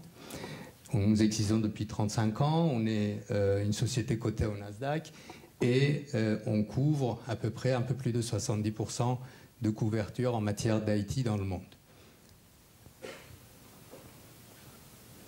Alors, dans les axes stratégiques de développement de TechData, il y a un axe qui est très important, qui est l'axe diversification. TechData est une société qui intervient dans le monde du volume, c'est-à-dire avec des fonctions achat et marketing très performantes et une logistique qui est efficace. Et donc cette activité-là, qu'on appelle l'activité broadline dans notre jargon, c'est de l'activité volume. On l'a développée pendant des années et ça continue, est une activité florissante. Tech Data a eu la vision il y a 10 ans de diversifier, dans la stratégie de diversification, d'aller dans les autres modes de la distribution, en particulier la distribution à valeur ajoutée. C'est ainsi que Tech Data a acquis Aslan, qui était une société connue sur le marché dans le domaine des réseaux télécoms et de sécurité. Aslan s'est développé pendant toutes ces années dans le serveur, stockage et dans le monde de logiciels, on va le voir plus tard. Cette diversification a continué. Alors Aslan est la distribution à valeur ajoutée de Tech Data, c'est la partie la plus importante de cette diversification, on va le voir ensemble, mais cette diversification a continué dans d'autres domaines, avec Datec qui est dans le domaine de tout ce qui est CAD, toujours une entité européenne, avec Maverick qui est dans l'audio-vidéo et tout ce qui est l'écran tactile, avec Tech Data Mobile sur la distribution des téléphones portables, des smartphones et toute cette activité autour de télécom, et avec récemment Triad, qui est la partie consumer électronique. Dans l'une des acquisitions que nous avons faites, on est allé plus loin dans la diversification. Alors cette partie, en complément de la partie volume, on l'appelle collection de spécialistes, et ce sont des activités qui ont une très forte croissance. Alors bien entendu, ces activités-là fonctionnent et avec les gens qu'on appelle sur la partie Broadline le Global Salesforce, parce que nous avons des clients en commun, et ces clients sont des clients qui achètent à la fois du volume et de la valeur. Et ça, c'est un des éléments que Tech Data pense très modestement être un des seuls distributeurs en France et en Europe qui le déploie très bien, c'est-à-dire un modèle dual business entre le volume et la valeur. Et ça, comment on le fait? Le volume, c'est simple. La valeur, on l'a vu. Ce qu'il y a en mode projet ou en mode compétence, ou ce qu'on fait en compétence des avant-ventes et sur la partie service. Mais en fait, à chaque fois que nos clients achètent de la valeur, achètent des projets et qu'ils ont des besoins en volume et que ça s'intensifie, donc chaque business unit, vous allez voir notre organisation, on dédie des gens pour répondre à leurs questions, pour répondre à leurs attentes et être proactif et être à l'écoute de ces clients-là. Alors, quelques chiffres, toujours des métriques. Je suis toujours là avec ceux qui m'ont déjà écouté, en toute transparence, de communiquer avec vous sur nos chiffres et la taille d'entreprise. Alors, Aslan, déjà en 2011, était le premier VAD en Europe. Dépassé un de nos confrères. Et on a fait l'année dernière un peu plus de 2,6 milliards, 2,7 milliards en termes de chiffre d'affaires. Vous n'êtes pas sans savoir que nous avons acquis des activités de STG en France, au Benelux et en Angleterre. Et j'ai le plaisir, je pense que mes confrères qui sont dans cette salle, de Besfer et de ETC, et nous allons construire un Aslan qui est encore plus à votre écoute et qui peut vous servir. Donc Aslan Europe a changé de taille, et Aslan Europe pèse à peu près 3,8 milliards en Europe. Sur le premier distributeur, nous sommes présents toujours dans 16 pays, et on double le nombre en fait de personnes et des compétences qui sont à l'écoute et au service de nos clients.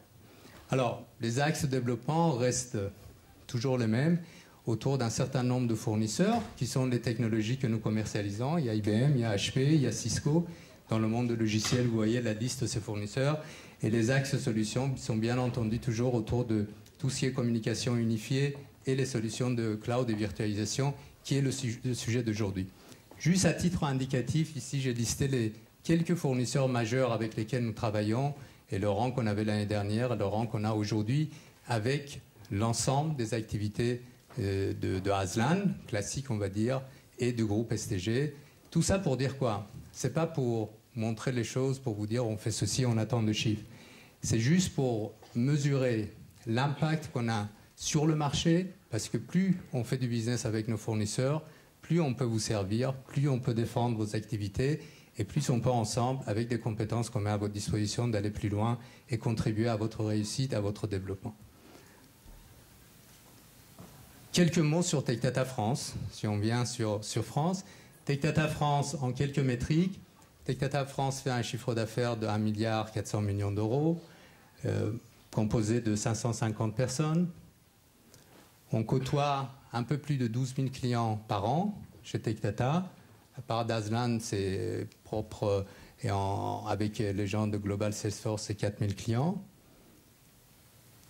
Plus de 17 000 produits, 180 fournisseurs, et un centre logistique, pour ceux qui sont venus déjà visiter notre centre logistique, qui est à Bussy-Saint-Georges. C'est un centre à peu près de 50 000 m² avec 100 millions de stocks au service de nos clients, et le stock d'Aslan en complément un autre 100 millions qui sont ailleurs qu'en Angleterre. Pourquoi choisir Aslan après tout ça? 2 slides pour avancer très rapidement. En fait, pourquoi Aslan? Parce qu'Aslan avait déjà une taille critique qui était tout à fait honorable, avec une croissance d'année en année, et avec l'ensemble de nos activités avec BSPR ETC, bien entendu, on va contribuer, on va continuer à faire cela. La deuxième chose, je vous en ai parlé, c'est servir les clients à la fois sur le mode volume et valeur, et surtout dans le monde de la valeur. La troisième chose, c'est l'offre la plus riche du marché aujourd'hui. Et vous allez voir, juste j'ai donné une idée de notre organisation et les business units qui le constituent. Vous allez voir que la plupart des technologies de marché avec des compétences requises sont chez nous et sont traduites, cette offre et ce portfolio très riche, à travers une organisation qui est à la fois une organisation par business unit, très agile, très à l'écoute des clients, avec des compétences fortes, des gens certifiés qui vous accompagnent tout au long des projets que vous avez, mais également une organisation transverse, parce qu'on a voulu donner la réponse la plus personnalisée à chaque segment de clients. Des clients en SMB, en mid-market, les systèmes intégrateurs, les gens qui sont dans le domaine de télécom. On donne une réponse personnalisée et de plus en plus avec des compétences requises à chacun de nos clients. Alors, cette organisation qui est par business units autour des technologies, qu'on va voir, est complétée avec une organisation, donc cross-selling, avec des gens qui vendent toute l'offre, mais auprès des clients qui sont dans des domaines différents. Mais surtout, ce que j'ai dit depuis 1 ou 2 ans, et je suis ravi de voir que la distribution va vers ça, parce que moi, je viens entre autres de ce domaine qui est le domaine de services et de consulting, mais aussi peut-être de logiciels que j'ai fait et constructeurs. Mais on a une organisation qui est orientée solutions et services. Et quand on parle de cela, on sait de quoi on parle. Certains d'entre vous le savent encore mieux que nous, c'est-à-dire qu'il est axé sur le delivery, c'est axé sur des compétences, c'est axé sur des architectures, c'est axé sur l'ensemble des solutions, sur les infrastructures que chez Aslan nous commercialisons et que vous mettez à disposition de vos clients finaux. Je pense que ces éléments-là pourraient être des éléments qu'on met en avant chez Aslan. Ici, j'ai donné l'overview et pour vous dire quoi? Pour vous dire qu'en fait, chez Aslan, les business units sont autour de IBM, de HP, de Cisco, de EMC. On va renforcer notre pôle logiciel qui est déjà fourni avec Microsoft, avec Citrix, avec IBM Software. Et bien entendu, les entités transverses vont être renforcées sur la partie architecture, solutions, intégration et tout ce qui est action marketing pour vous aider.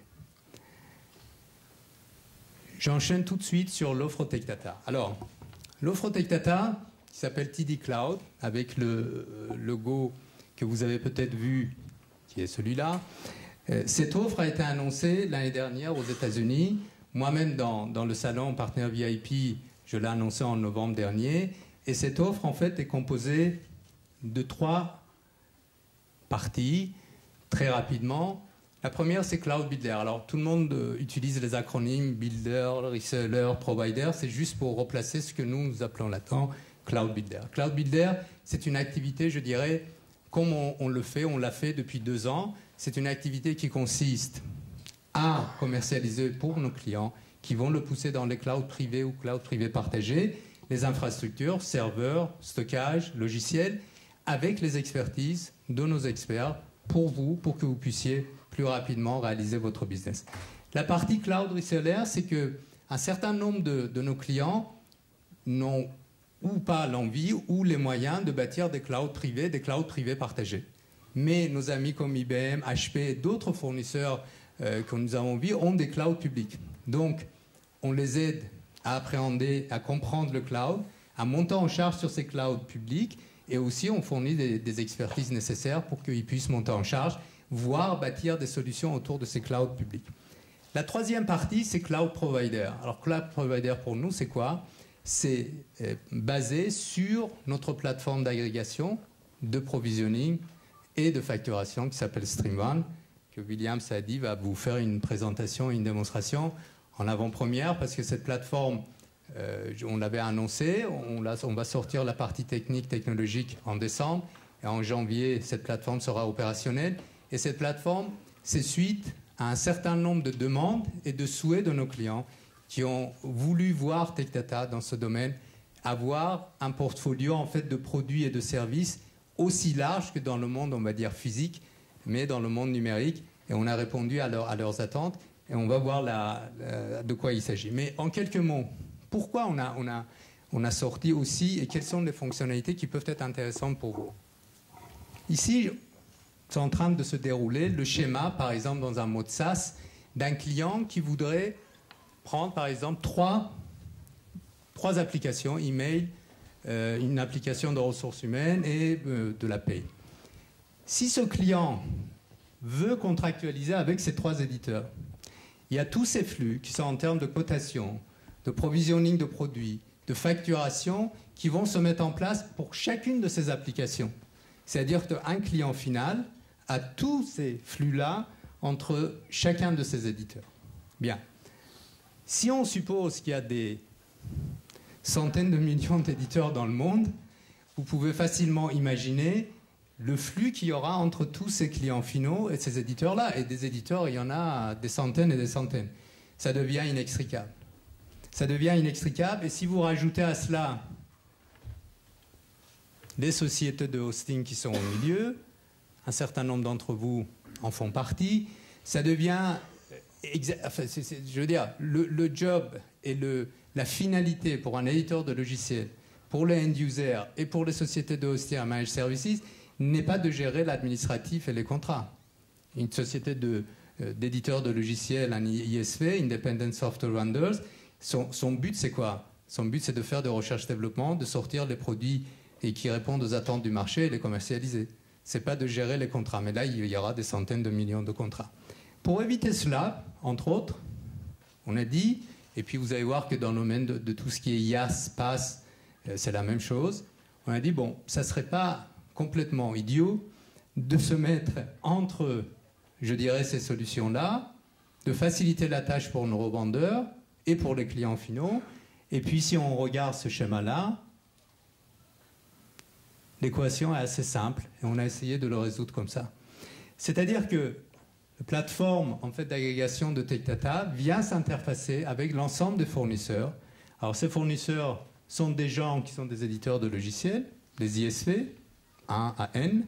C'est des gens qui fournissent de IaaS 1 à N. C'est les gens qui fournissent de PaaS et les gens qui peuvent fournir de SaaS dans le mode des éditeurs ou autres. Mais il y a un autre élément qui est très important et ça c'est, je pense, en France, on l'a insufflé et on va aller très loin là-dedans et Laurent nous parlera. Me semble-t-il, toujours par cet aspect solution, les gens qui vont pousser le marché de cloud, c'est à la fois les constructeurs, les gens qui sortent les technologies, mais c'est les gens qui bâtissent des solutions autour de cloud, donc les VAR. Et donc, nous avons voulu, sur la plateforme StreamOne, embarquer, si j'ose dire, entre guillemets, aussi des VAR de différentes tailles, qui ont des solutions, je dirais, horizontales, genre backup as a services, des solutions métiers, des solutions autour de la sécurité, des ERP, qui sont d'ailleurs les 4 axes qui sont des axes de développement et que nos amis IDC peut-être dans ce que le cloud a représenté comme croissance vont souligner. Donc, au même titre, on les qualifie, c'est-à-dire qu'il y a un cahier de charges pour voir la santé financière, les SLA, les services rendus, la santé technique et financière de la société, mais on les embarque au même titre que l'ensemble des fournisseurs aujourd'hui qui sont embarqués, qui sont en train de venir sur StreamOne. Donc StreamOne, ça sera une place de marché sur laquelle, c'est comme si vous allez au marché, je veux dire, si je prends un exemple tout à fait usuel, vous pouvez aller au marché pour acheter la viande, pour acheter les fruits, pour acheter les légumes, pour acheter les macarons, etc. Donc vous avez tout sous la main, avec une simplicité magique, puisque le revendeur, son client reste son client, il a un identifiant sur le site, le client final a un identifiant, le client final peut choisir le nombre de users par mois et par solution, chaque mois il peut le changer, et à la fin de mois, nous délivrons une facture unique au revendeur. Les rémunérations sont définies, personne ne s'arrache les cheveux, moi je ne veux pas m'arracher les cheveux, mais peut-être autre chose. Et donc une facture unique, le revendeur met son markup éventuel et il le présente à son client final et le tour est joué. Voilà ce que StreamOne fait, vous allez voir la démonstration de StreamOne. Alors, très rapidement, quels sont l'ensemble des services, en fait, les composantes de cette offre? On a parlé de StreamOne. L'année dernière, on avait parlé d'un certain nombre de choses. Comme d'habitude, ce qu'on a dit, on le fait.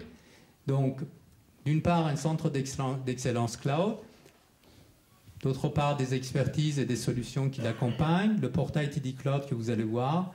Un ensemble de formations à travers TD Academy. Et je vais détailler rapidement chacun d'entre eux pour que vous voyez comment on peut vous aider. Alors, les sessions de découverte cloud, certains d'entre vous y sont participés. C'est des séquences, en fait, qu'on a commencé. On en a fait une, mais je voulais que StreamOne sorte, donc on les a mis un peu pendant 1 ou 2 mois, si j'ose dire, en veilleuse. Ça va continuer. Il y aura 3-4 dans la région parisienne. Il y en aura 6 ou 7 en région. Le but de ces journées, en fait, c'est quoi? On présente notre offre, on dit de quoi il s'agit. Nos fournisseurs majeurs, ils présentent leur stratégie et leur offre. Et l'après-midi, vous avez des ateliers autour des solutions cloud. À l'issue de cela, l'idée, c'est que vous puissiez voir comment on peut vous aider et avec vous bâtir un business plan et vous accompagner pour développer votre business. La deuxième partie, en fait, on a construit depuis quelques mois et l'année dernière une vaste gamme en fait, de supports de formation dans le domaine de cloud computing et les technologies qui sont utilisées, qui sont à votre disposition, et on peut vous former, on peut vous monter en charge sur tout ce qui concerne le cloud et sur les technologies que vous avez l'habitude d'utiliser ou que vous souhaitez utiliser dans un avenir proche. Là, c'est dans l'organisation. Alors, il y a tout un pan d'activation au niveau marketing, l'organisation des événements, les télémarketing au niveau des clients finaux pour vous apporter du business, mais c'est aussi dans les formations plus poussées, la certification, et faire en sorte que vous puissiez faire votre business autour de ces technologies-là. Les éléments StreamOne, on va le voir, on l'a détaillé. Le TD Cloud, qui est toutes les informations autour de cloud, William va vous le présenter. Et c'est le centre d'excellence cloud est important. Ça s'inscrit de manière concrète dans notre stratégie solution. Vous savez, ou ceux qui ne savent pas, on a un Solution Center à Bussy, là on a dans l'Est parisien. Il y a une vingtaine de solutions que vous pouvez voir. Vous pouvez avoir des workshops personnalisés sur des thèmes précis qu'on peut préparer avec vous. Il y a du transfert de compétences. Et avec nos amis de Besphere ETC, on aura des locaux dans l'Ouest parisien. Là, il y aura un deuxième Solution Center. Les deux Solution Centers sont connectés. Suivant là où vous vous situez, vous pouvez voir et vous pouvez venir dans l'un ou l'autre Solution Center et travailler avec nous. Alors, c'est combiner tout ça avec des webcasts. Il y a un programme de workshop toutes les 2 semaines sur l'ensemble des solutions et en particulier les solutions cloud. Et vous avez à votre disposition l'ensemble de l'expertise des équipes d'Aslan. Je vous rappelle quand même que Aslan, avec Besphere ETC, à peu près triplé de taille en France. Il va y avoir pas loin de 200 personnes. Sur ces 200 personnes, il y a 20 à 25% qui sont des gens qui sont compétents sur les différentes technologies et les solutions, qui sont à votre disposition pour vous aider. Donc ça fait 40, 50 personnes qui peuvent vous accompagner sur vos projets, qui peuvent vous aider sur des technologies complexes, qui peuvent intervenir dans les missions de conseil et d'architecture que vous avez pour vous aider à fournir, à délivrer, à pousser les solutions auprès de vos clients finaux. Et enfin, à part l'aspect technologique, on a bien entendu la partie certification, comme j'ai parlé, les actions marketing avec notre direction marketing pour vous aider, pour booster votre business. Merci de votre attention. Je vais passer la main à William Saadi, qui va continuer à la fois sur TD Cloud et à la fois sur la partie StreamOne. Je pousserai si tu veux. Tu le fais, toi. Vas-y. Bonjour à tous. Donc, ma partie va consister à vous présenter 2 portails qui sont complètement différents mais qui abordent le même thème qui est le cloud. Leur utilité, sur le premier, ça va être le portail sur lequel on va retrouver toutes les informations et le second sera une démo en live de StreamOne.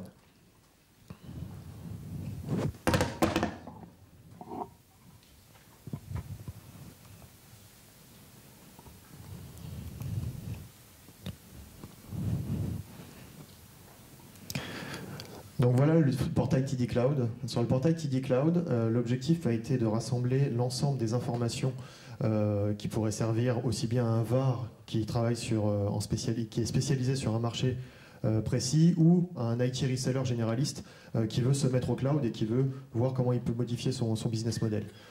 Donc sur ce portail, on a abordé en fait les thèmes généralistes qui vont être en fait découverte du cloud, les solutions du cloud dans lesquelles on va retrouver en détail qu'est-ce qu'on appelle cloud builder, cloud provider, cloud reseller, les outils TD Cloud, à l'intérieur duquel le plus important est le TD Academy, dont Omid a parlé. Le TD Academy est très très important puisque c'est à l'intérieur du TD Academy que vous allez retrouver une bibliothèque de documents qui aborde aussi bien des thèmes très généralistes qui sont pourquoi migrer vers le cloud, qu'est-ce que va donner le cloud dans les années à venir, mais aussi des thèmes très spécialisés qui vont aller de comment faire du storage dans le cloud, comment faire du système dans le cloud et comment faire du réseau dans le cloud. Ça couvre l'ensemble des documentations dont un reseller aurait besoin pour migrer, aussi bien pour devenir cloud builder que cloud provider ou cloud reseller simplement. Dans Découverte du cloud, on va retrouver des documents qui ont été travaillés aussi bien au niveau Europe mais aussi au niveau local, puisqu'on a voulu s'adapter au marché de chaque pays. À l'intérieur de cet onglet, on retrouvera qu'est-ce que le cloud pour aborder des thèmes qui sont très généraux, ce que les clients attendent, puisqu'on est tous là pour ça. Aujourd'hui, on doit répondre à une attente cliente. Le tout est de savoir de quel type d'attente ont les différents clients sur les différents logiciels et selon leurs différents types de marchés. Comment Tech Data vous aide, point très important, puisque ça va vous permettre de voir toute la prestation de service qu'on vous propose. Et par où commencer, point tout autant important, puisque le cloud étant un sujet très vaste, on vous aiguille vers le type de marché vers lequel vous voulez aller.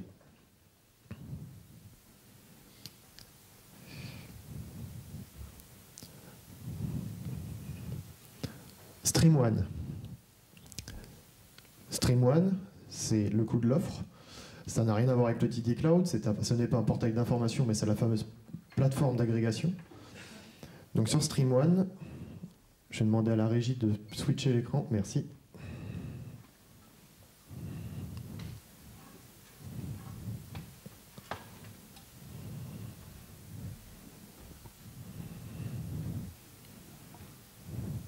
On peut re-switcher ? Merci. Donc voilà StreamOne. Donc comme l'a dit Omid, c'est une démonstration en avant-première, puisqu'elle n'a jamais été faite encore telle qu'elle. Voici StreamOne. Donc StreamOne, on va enlever l'onglet du navigateur. Voilà. Donc pour faire la démonstration la plus concise possible et la plus efficace possible, j'ai choisi 3 pans majeurs de StreamOne. Le premier va être tout simplement le concept de navigation et d'accès de StreamOne.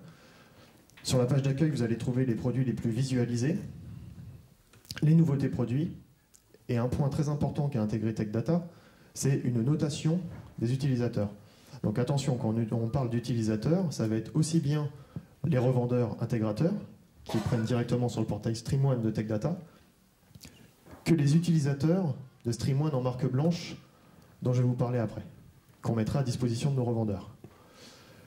Je suis un revendeur, j'arrive sur StreamOne, j'ai une demande de mon client qui m'a demandé un logiciel CRM, mais aussi de la messagerie, mais aussi du backup as a service et un morceau pour mes développeurs d'infrastructure as a service. J'ai 3 possibilités, soit je cherche par catégorie, soit je cherche par fournisseur, soit je vais chercher directement dans la barre de recherche parce que je sais ce que je veux. Il faut savoir oui. Juste qu'on n'a pas mis en production encore, mais c'est une démonstration live, c'est pas une démonstration statique. Juste. Voilà, on est connecté sur le portail officiel. En fait. On va prendre un exemple de produit. J'ai choisi du backup as a service, du cloud storage. Voilà, on va prendre une fiche produit de ce type-là. Donc là, par exemple, j'ai été dans Backup as a Service, je retrouve une liste de fournisseurs qu'on a intégrés pour cette version de présentation. Sur cette version, on va retrouver exactement la fiche produit qu'un revendeur ou un end-user retrouvera. Sur cette fiche produit, on retrouvera toujours les mêmes points, une description brève, les notations utilisateurs et les commentaires, un onglet pour acheter le produit, l'ajouter à son panier, les caractéristiques, des démos, documents, les questions les plus fréquemment posées, le support et le à propos. Pour vous montrer en détail, sur la première page, on va retrouver, c'est pour ça que j'ai choisi ce produit, puisque c'est très parlant, voilà un exemple type de produit qui est licencié avec différents types de pricing. Je suis un revendeur, je veux répondre aux besoins de mon client, je sais quelle volumétrie il me faut, combien d'utilisateurs il me faut, selon le type d'éditeur que je choisis, il y aura du pricing qui est différent. J'ai simplement à ajouter à mon panier les produits qu'il me faut. Si on va sur l'onglet caractéristiques, l'onglet caractéristiques est extrêmement important puisque selon le contenu que fournira à TechData les différents fournisseurs, nous allons retrouver en fait les informations essentielles, l'objectif, et ça va recouper avec ce que je vous dirai sur cet onglet-là. L'objectif est vraiment, je suis un revendeur généraliste ou spécialisé, j'ai une demande et une attente de mon client final, je dois à travers cet onglet-là répondre à la quasi-totalité des questions qui me sont posées. Dans l'onglet démo, 3 possibilités. Soit des screenshots, soit des vidéos didacticielles, soit une possibilité de télécharger directement des versions d'évaluation ou des clés d'évaluation, pour les logiciels en software as a service par exemple. Dans la partie documents, très important également, puisque selon l'ampleur de l'éditeur, parfois les sites sont très riches en informations, mais tellement riches qu'on ne retrouve pas la documentation précise qu'on cherche sur le produit précis que l'on cherche. L'objectif va être de répertorier directement les datasheets, les white papers, ou les guides d'installation, ou les guides de bonne utilisation, directement à l'intérieur d'une fiche produit. Dans cet onglet sur les questions-réponses les plus fréquemment posées, ce point-là est extrêmement important. Pourquoi il est extrêmement important? C'est que si on s'adresse à un revendeur généraliste, il n'est pas forcément spécialisé sur des logiciels précis. Il peut avoir des questions très très précises sur du CRM. Est-ce qu'il fait telle ou telle fonctionnalité? Il peut avoir des questions très très précises sur de la messagerie. Est-ce que ça peut être crypté? Est-ce que ça peut ne pas être crypté, par exemple? À l'intérieur de cet onglet, l'ensemble des questions les plus fréquemment posées et qui sont susceptibles d'être posées pour une intégration chez un client seront répertoriées. L'onglet support, il rassemblera, selon les cas, simplement les informations de support, puisque parfois c'est difficile à trouver directement. Un client qui prend ce produit, il va directement retrouver quelle ligne il doit contacter ou quel email il doit contacter pour accéder au support. Et About Us, quand ça va être un grand éditeur, bah forcément, c'est pas forcément parlant. IBM est intervenu tout à l'heure, tout le monde sait qui est IBM. Dans la notion de VAR ou d'éditeurs à forte valeur ajoutée, mais qui n'ont pas encore une popularité, cet onglet permettra de rassurer les revendeurs et les end-users sur la solidité de la structure qui est derrière. J'en ai fini pour le premier pan. Sur le deuxième pan, je vais vous montrer comment un utilisateur peut passer commande. Là, on va attaquer l'énorme valeur ajoutée de StreamOne. Au-delà d'être un portail d'agrégation, StreamOne, c'est une suite complète de back-office pour nos revendeurs. Je suis un revendeur, j'ajoute un produit à mon panier.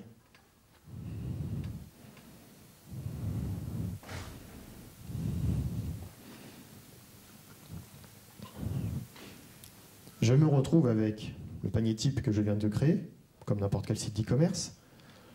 Là où réside la force de StreamOne, c'est que là, on me laisse plusieurs possibilités. Soit je continue parce que j'ai d'autres choses à prendre, soit je vais passer commande, soit je la sauvegarde sur mon compte pour plus tard, soit je crée directement une cotation pour mon end-user. Et ça, c'est très intéressant. Pourquoi? Si je demande de créer une cote, plutôt que passer par mes équipes administratives pour ressaisir ce que je viens de prendre comme référence, comme prix unitaire, comme prix public, je vais directement pouvoir soit saisir les coordonnées de mon end-user pour que je les ai dans un annuaire et à la prochaine demande, j'irai le chercher directement, soit c'est un client à qui j'ai déjà vendu à travers StreamOne et je vais retrouver tout mon carnet d'adresses à cet endroit-là. Point très important puisque la question m'a déjà été posée. Évidemment, tout ce que vous voyez là et toutes les informations saisies sont spécifiques au compte de l'utilisateur en question et non visibles par les autres personnes.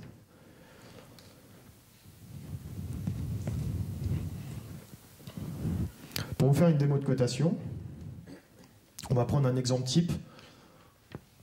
On s'est amusé avec mes collègues européens à se créer des noms d'utilisateurs finaux pour faire des simulations.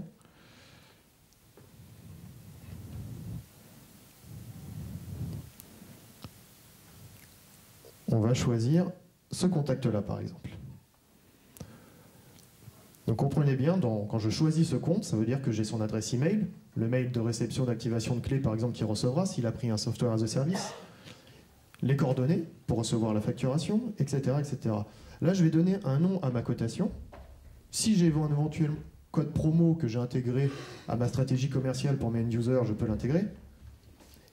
Et là, je vais ajouter le pourcentage de marge que moi, revendeur, je veux appliquer pour mon end-user. Éventuellement, je mets un petit message qui apparaîtra sur la cotation pour mon end-user. On va faire une simulation, on va dire. On va faire 2, ce sera plus simple. Si je fais ça, le portail va automatiquement, toute la suite back-office, va automatiquement sortir une cote. Ce que vous voyez ici, c'est un éventuel logo de la société, du revendeur en question, les coordonnées du end-user, le prix avec la marge appliquée dessus, la description produit, un devis pré-envoyé.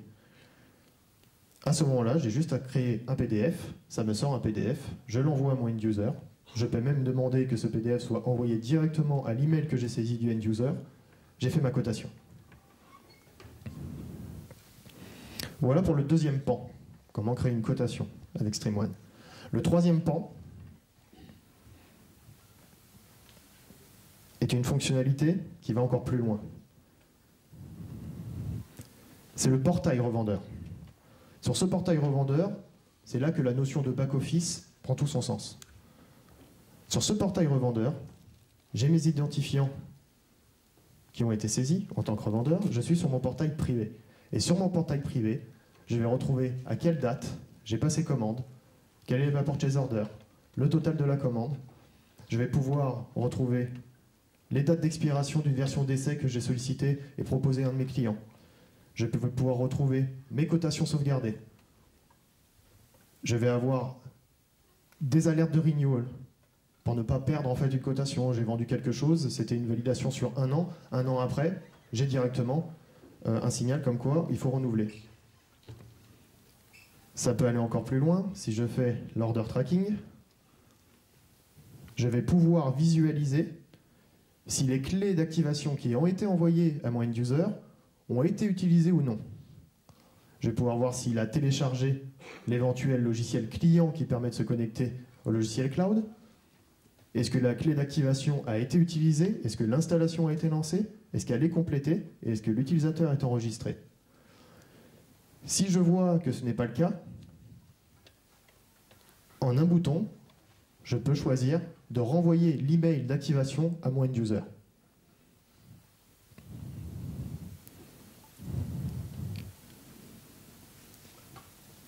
Voilà pour le troisième pan de StreamOne. La suite back-office étant tellement complète, il me faudrait 1 heure pour vous présenter tous les détails. Les grandes idées sont là, avec énormément d'outils pour l'administratif, qui peuvent par exemple sortir l'order status au format CSV pour les intégrer directement au système interne de gestion du revendeur en question. Et je terminerai pour vous dire que tout ce que vous avez visualisé pendant cette démo, courant Q1 2013, nous allons sortir StreamOne en marque blanche pour les revendeurs. Pour ceux qui connaissent déjà TechData, nous avons un site d'e-commerce qui s'appelle InTouch, qui génère énormément de trafic. Pour vous donner un ordre d'idée, InTouch est dans le top 5 des sites d'e-commerce en France. Mais comme il est ciblé sur les revendeurs, forcément, il est peut-être moins connu. InTouch a été sorti en programme marque blanche par ce qu'on appelle chez nous la TD Agency. StreamOne en marque blanche sera le même concept. Vous aurez en page d'accueil une charte graphique qui sera spécifique au revendeur en question, avec son logo, avec les produits qu'il veut diffuser, s'il ne veut pas diffuser tout le catalogue, avec des produits qu'il pourra potentiellement ajouter s'il ne les a pas trouvés au catalogue, avec ses tarifs, et le tout en exploitant la puissance de StreamOne et toutes les fonctionnalités que je viens de vous montrer. Qu'est-ce que ça change? Ça change que le revendeur, l'IT reseller qui veut basculer sur le cloud, il propose un portail de ce type en marque blanche à son client final, et son client final vient consommer directement et acheter directement les produits chez lui. J'en ai fini pour ma partie. Je te laisse prendre la parole, Omid, avant de basculer sur Laurent. Merci. En fait, j'espère que cette démonstration a été assez parlante pour vous. StreamOne, au-delà des fonctionnalités d'agrégation et de billing, ce qui est important, c'est que vous avez les gens qui ont une solution, les fournisseurs ou tous les bars qui travaillent avec nous ont une visibilité énorme avec StreamOne. William a parlé de notre site marchand qui s'appelle InTouch. Sur InTouch, par an, on réalise 600 millions d'euros. Donc il y a du monde qui vient et il y a du monde qui fait des transactions avec ce genre d'outils. Et donc la visibilité est très forte et la disponibilité des produits pour les clients est très élevée. Et je vais demander à Laurent Modène, je passe la parole, de faire un témoignage sur en fait, la solution en fait, qu'ils ont mis en place, Backup as a Services, en tant que VAR, et France Cryptage va passer sur StreamOne, bien entendu. Et après Laurent, je donnerai la parole à Philippe Tavernier. Ça marche, je pense. Je pense que ça marche. Très bien. Ça marche. Très bien. Très bien. Bon, bonjour. Je vais vous parler effectivement de notre solution, de l'expérience qu'on vit aujourd'hui avec TechData Aslan. France Cryptage est une petite société. On est basé à Nancy. On n'a qu'un seul métier. On fait du backup as a service. On le fait depuis 2003. Moi, j'ai repris la société il y a 3 ans. Et quand j'ai repris la société, en fait, j'avais une arrière-pensée. Hein, c'était de partir sur le cloud. Assez rapidement, je me suis rendu compte que la plateforme qu'on utilisait à l'époque n'était pas la bonne pour faire du cloud computing et du backup as a service. Et je me suis tourné vers un constructeur qui s'appelle EMC. Qui fournit une plateforme qui s'appelle Avamar, je ne sais pas si vous connaissez, mais qui est plutôt exceptionnelle dans le cadre de backup. Et donc on est devenu partenaire EMC à cette époque-là. Donc c'était en juin 2011. Pour devenir partenaire EMC, eh bien, il faut travailler avec un grossiste. Il y avait 2 grossistes à l'époque, dont TechData. Avec une stratégie qui convergeait vers le cloud également. Donc le choix de la raison l'a emporté. On s'est rapproché de TechData pour travailler avec EMC. Et puis notre partenariat a monté. Et puis nous arrivons aujourd'hui à rentrer dans la plateforme StreamOne. On est 7 personnes aujourd'hui et on va aller côtoyer des géants.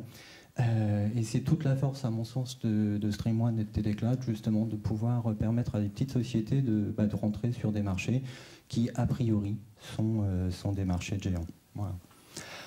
Alors, notre offre de service, elle est relativement simple. On fait du backup as a service. On essaye de le faire simplement. Donc on s'adresse aujourd'hui au marché de revendeurs informatiques qui travaillent avec les TPE, les petites PME, les professions libérales et les collectivités. On fournit à nos revendeurs un domaine, alors ce qu'on appelle un domaine, c'est un silo de backup, un morceau de cloud privé pour opérer leur sauvegarde. On ne limite pas le volume, on facture au volume, effectivement, on facture au giga, mais on ne limite pas le volume est illimité. On fait du backup full, considéré full. Sur Avamar, c'est la règle. Pardon. Et c'est un backup extrêmement rapide, relativement indépendant. Je vous montrerai dans le slide suivant de la connexion Internet. On supporte différents OS. On supporte Windows, on supporte Mac, on supporte Linux, Unix, et j'en passe. On crypte les données à la volée. Ce qui assure à vos clients un maximum de confidentialité. On retient chaque jeu de backup 60 jours, donc 1 giga sauvegardé chez votre client, c'est 60 gigas restituables, ce qui est important. On a un licensing relativement simplifié, c'est-à-dire qu'on facture au giga nos clients. On fournit à nos revendeurs les agents dont ils ont besoin. Ils ont besoin d'un agent de backup exchange à chaud. Ils utilisent un agent de backup exchange à chaud, sans forcément, enfin, ils ne payent pas plus cher ou moins cher. Ça fait partie de la prestation. Les revendeurs ont un seul logiciel de supervision pour l'ensemble de leurs clients, ce qui est relativement simple à gérer. Ça leur prend quelques minutes tous les matins pour vérifier que tout va bien. On est conforme CNIL, oui. On est conforme CNIL, on envoie, et tous les matins on envoie un rapport de backup à vos clients avec votre adresse email. Donc je parlais tout à l'heure d'indépendance de la connexion, d'indépendance par rapport à la connexion Internet. On a été challengé l'année dernière pour backuper un client qui est 150 gigas sur une connexion Internet 512, relativement loin de son NRA. Alors le premier backup a été fait offline, donc on s'est rendu chez le client, on a récupéré les données sur un disque dur, on a fait un backup en salle blanche directement, salle blanche qui est en France, je le précise, et ensuite on a lancé les backups online. Aujourd'hui, toutes les nuits, on backup ces 150 gigas de données en environ une demi-heure.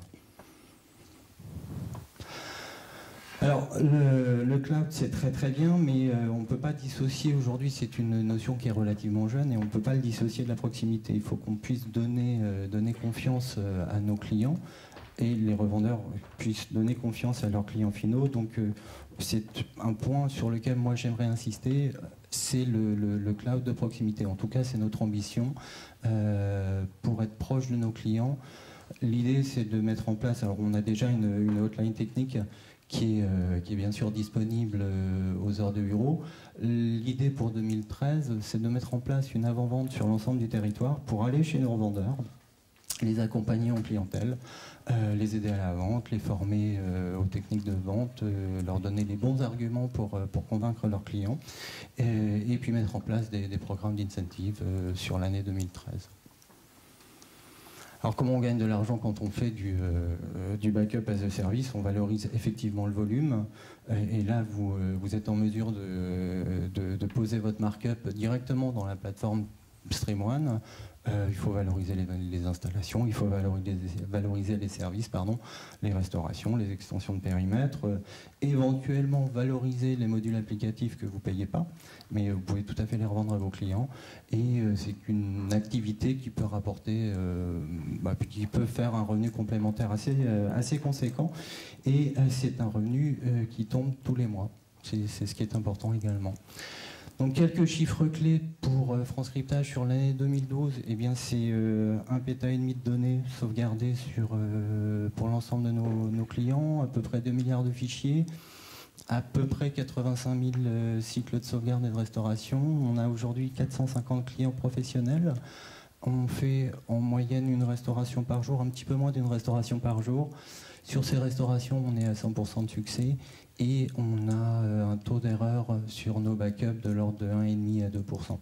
Les dernières mesures montraient un taux d'erreur de 1,5%, essentiellement dû à des problèmes de perte de lien Internet. Voilà. Donc pour France Cryptage, l'opportunité de travailler avec Tech Data, comme la majorité des petites sociétés, on est, alors je vais dire un petit peu pompeusement qu'on est plutôt fort techniquement. On a une solution qui tient très très bien la route. On est moins à l'aise sur le marketing et sur le commerce. Donc travailler avec une société comme Tech Data qui, elle, est plutôt orientée commerce, nous permet d'apprendre pas mal de choses. Donc on profite de leurs compétences, ça nous permet d'affiner nos offres, d'être un peu plus pertinent. Ça améliore notre notoriété aussi, puisqu'on est aujourd'hui plutôt confidentiel et confiné sur le Grand Est de la France. Travailler demain avec Tech Data, ça nous permet d'avoir d'être présent sur le territoire national, et ça permet évidemment de développer notre business au quotidien et de développer de nouveaux produits. Voilà, merci. Merci Laurent. Merci beaucoup. Je veux demander, pour finir, à Philippe Tavernier, président de Numergy, de venir nous dire quelques mots en termes de témoignages de ce qu'ils font et comment on vient de sceller nos...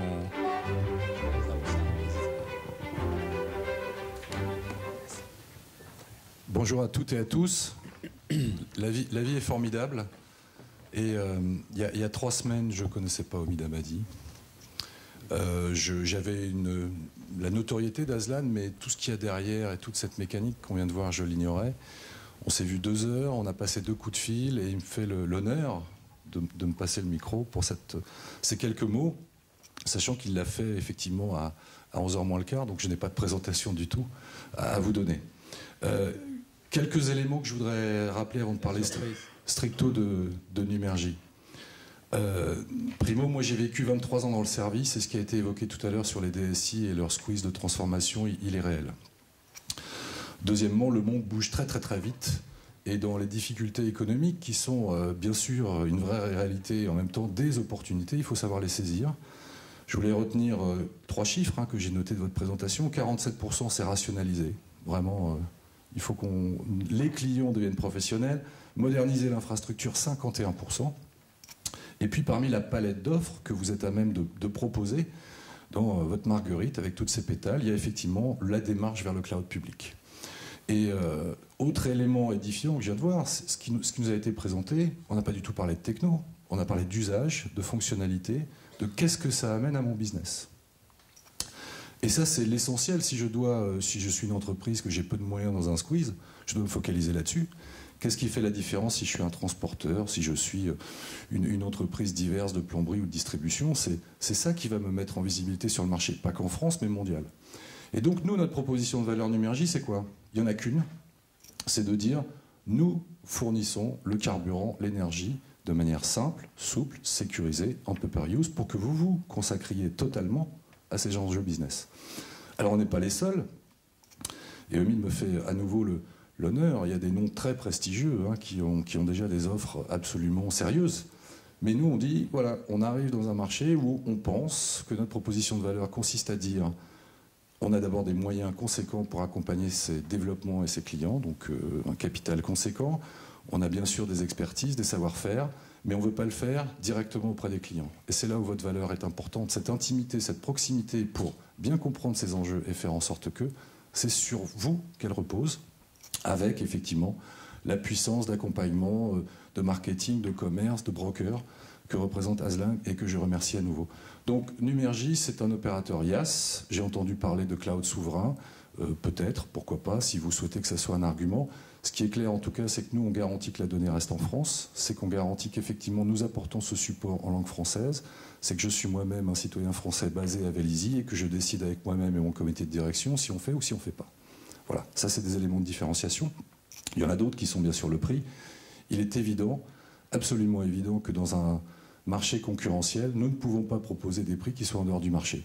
Donc ce sont des prix de marché avec des propositions de valeur et des engagements, puisqu'on ne vient pas totalement du monde Internet, on vient du monde de l'entreprise et vers l'entreprise. Donc des sujets de SLA, des sujets de support, des sujets de réversibilité, de transparence. Est-ce que mon contrat, il ne me met pas les menottes, etc. Donc tout ça, on sait l'appréhender. Voilà notre proposition qui est maintenant effective, elle fonctionne, donc ça tourne. Si vous avez des besoins, nous savons et nous saurons y répondre. Et donc voilà quelque chose qui fonctionne et que je suis sûr nous allons développer à la vitesse de la lumière, mon cher Omid. Je suis sûr. Merci. Merci Philippe. Merci. Merci beaucoup. Je voudrais juste pour conclure, d'abord vous remercier d'avoir assisté à cette présentation. Juste 6 petits points. L'idée, c'était de vous montrer qu'on a les moyens chez Tech Data et on est à votre service, mais avec beaucoup d'humilité. C'est le premier point. Le deuxième point que j'ai répété dans mes présentations, on est transparent avec vous en toute transparence, à la fois sur le côté financier, à la fois sur le business, à la fois sur le côté technologique. On sera toujours transparent avec vous. Le troisième, j'espère que vous avez souligné, et ceux qui l'ont pratiqué, c'est le professionnalisme et les compétences des gens qui vont vous accompagner dans vos projets. Le quatrième, c'est qu'on fait ce qu'on dit. L'année dernière, ceux qui étaient là, j'ai annoncé des choses, on les a faites, et on parle de ce qu'on a fait. Le cinquième, c'est les solutions et les services. J'ai essayé de vous donner un aperçu de ce qu'il y a, mais je vous invite à venir dans notre Solution Center et de côtoyer l'ensemble de nos compétences pour avancer dans le monde de cloud et dans le business cloud. Et le dernier, qui est extrêmement important, nous n'existerons pas, je le dis souvent, si vous n'étiez pas là. Et ce qui est important, c'est que nos clients sont au cœur de l'entreprise et l'ensemble de nos ressources, ce qui constitue Aslan dans sa composante dans quelques mois, ce sont au centre de notre entreprise. Merci beaucoup. Merci.